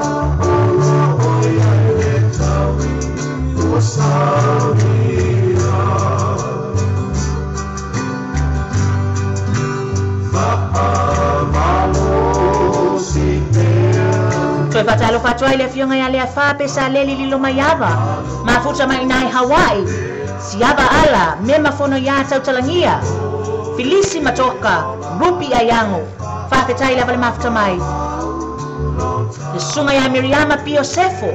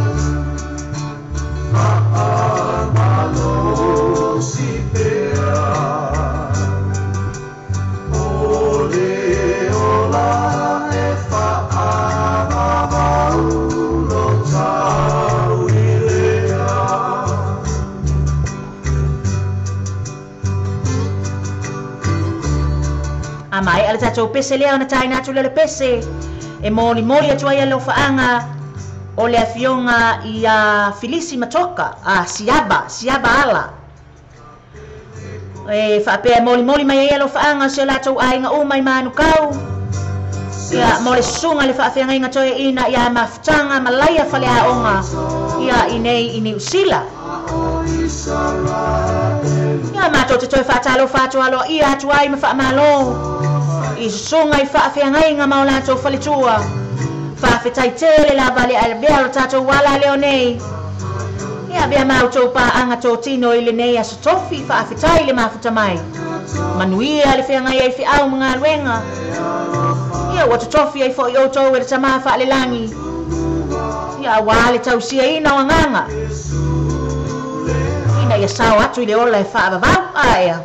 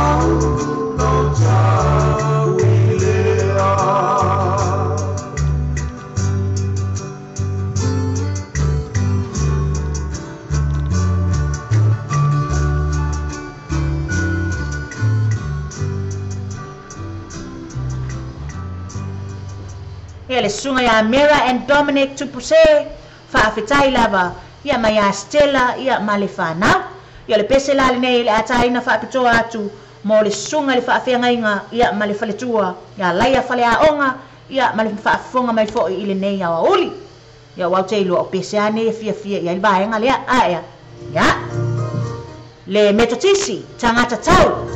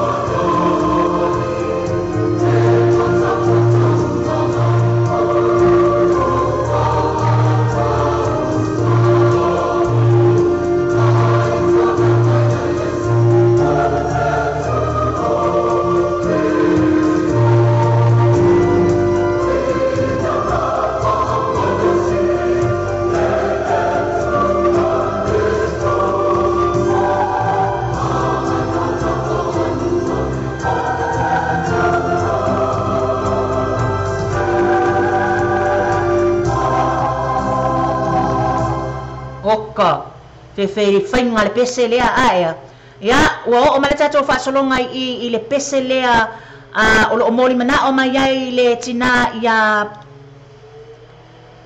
on sa mai ia lautoa whaamalulu atu se koe se o ka ungo se o ingo ka ngakasi Filisi Matoka ia o lo whaapeo na moli mai ai o na lo whaanga i o na ainga o mai ni usila ia e whaasilisili ai sia na whanau ia o lo whaanga na e mai ia talo sanga i vai moso o lo moli mana o mai se pese fo ilalea ale tia maa aea ia o le pese le nei mo auto manuia tele le nei aso whaafitai le mafuta mai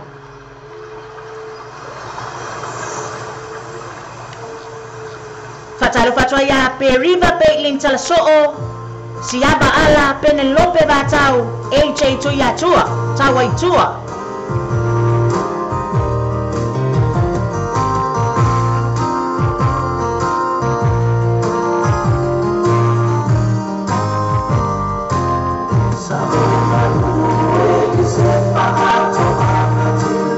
Tale tulai lua i ona whaamutaina fo i leo le tatou au nanga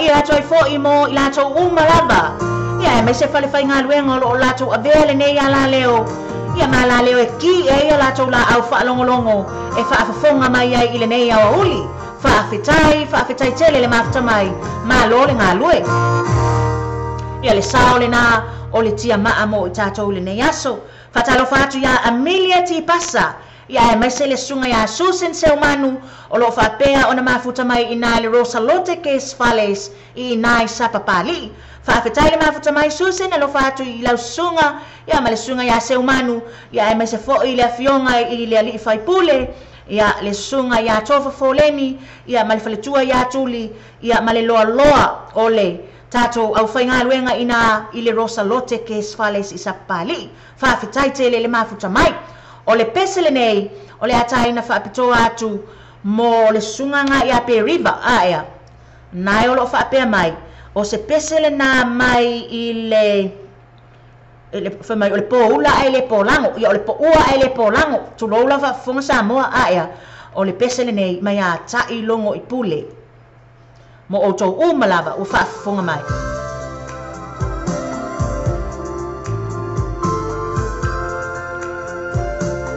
Ia e mai se fo I le fionga ia rupi ai ango.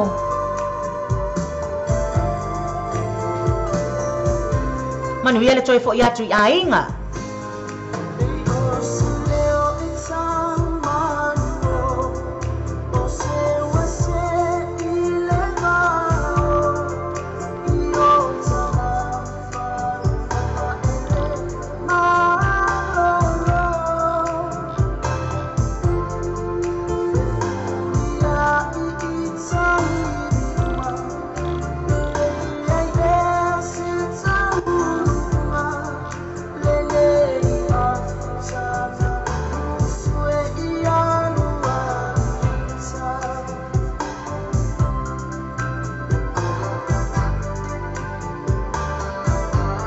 Toi fatalo fatoi fo ia tatou paanga o lo mafuta mai lunga le YouTube. Lunga le Simple Radio. Le Facebook Live. Fea lava o e mafuta mai ai whaafitai lava.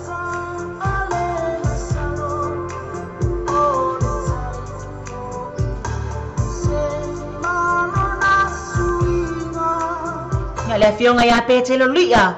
Ia o se tasi o tatou sui whaasalalau. Whaafitai tele le mafuta mai.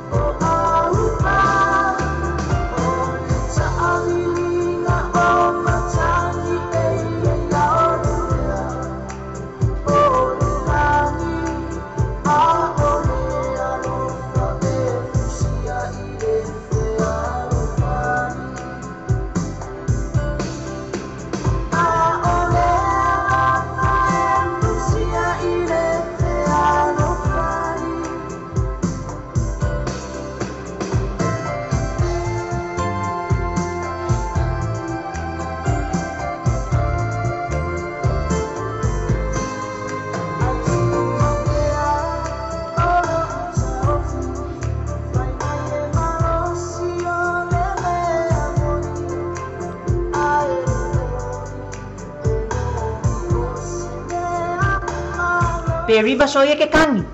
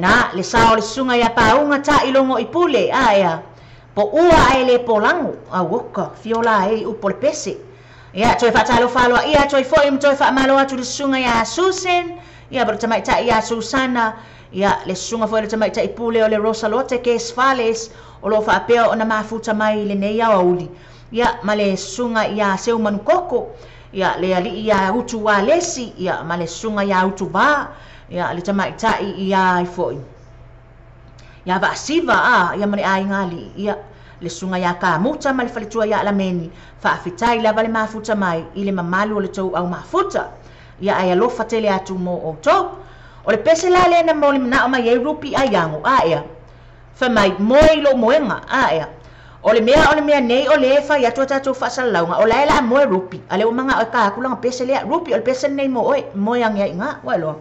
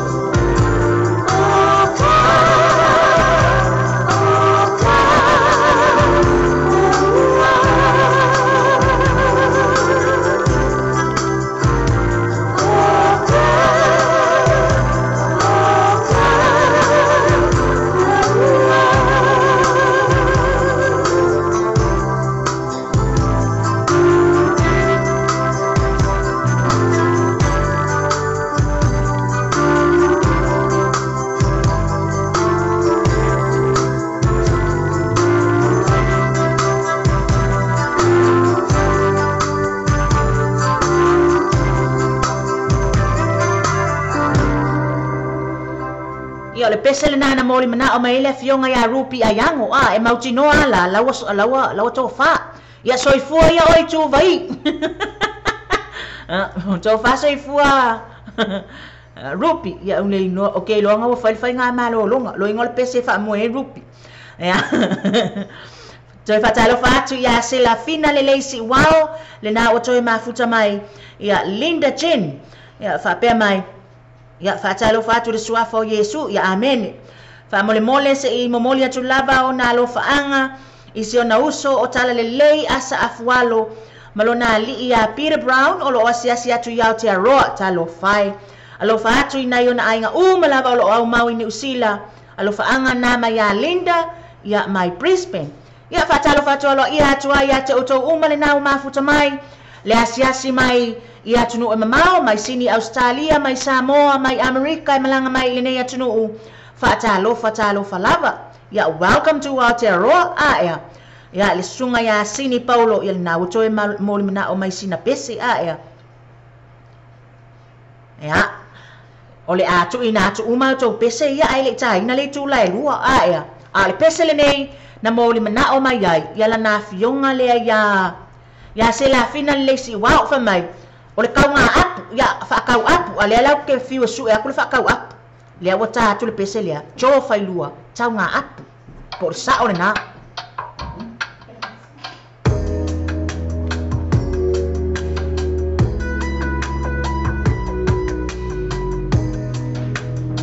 ia le pese fole na o lo fa toi mo to malava lo mafuta mai ina me le pone Australia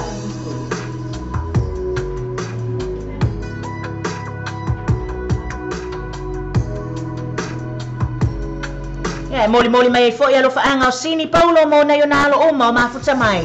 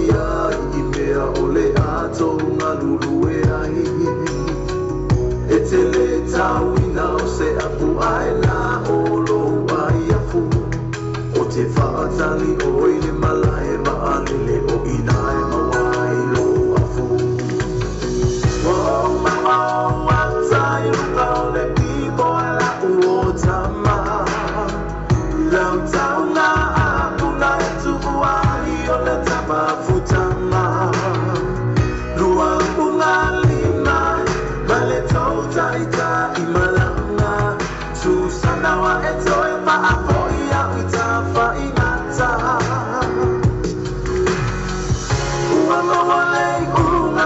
atali oi le mula palapa ole tauna apu awa e anu fa apa palalapa mailo le pa pena toya ina peyo sontama aya ia mo wale te sauna le ati mi fale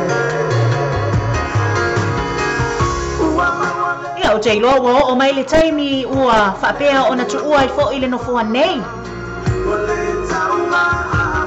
Ia o jai loa o lo o iai le pese mo le mana o mai a whaatali au lualo. Ia o le a whapea o na wha uma tu ai le tatou por kalama i le nei aso. A le nei taimi, mo mori ato o lo whaanga ia te auto uma lava le au mafuta i le nei aso. Whaafetai tele. Le mafutanga mai le tai au se ia pa ia mai le nei tūla le awa uli. I ua tātonu nei le tūla e lua. Whaafetai tele lava molo o tau taimi. Wa avea ai le tātou le tio tala ave. Ia ma le tātou TV tala lasi foi. E avea mau pa anga tō tino e mawhai o na whaafia ina o le nei aso. Se ia toi au lia foi se taimi tātou toi mafuta. Ai mo le nei taimi. O la o tau au auna le nei o ai fua le ase sua. O lo whapeo na tu ina atua tātou whaasaralaunga le tātou le tio tala ave. Ma le tātou TV tala lasi. Whaafitai tele lava. Ia o le pese le nei e whaai ua tua i tātou. Ma mamoi atua i o lo whaanga le afionga ia Susana. Ia ma le mamalo le ainga. Ia ma i lātou uma lava o lo iai le Rosa Lotte Kes Fales. Ia ma i lātou uma fo i ma pisinisi. Ia ma kampani o lo lātou whaonga ina le nei ala leo. Ma le loa le tātou au whaafonga. Ma le au mafuta. Whaafitai tele. Tō whaia soifua. Princess Wilson, cry to me. Whaatali au lualo. Tō wha soifua.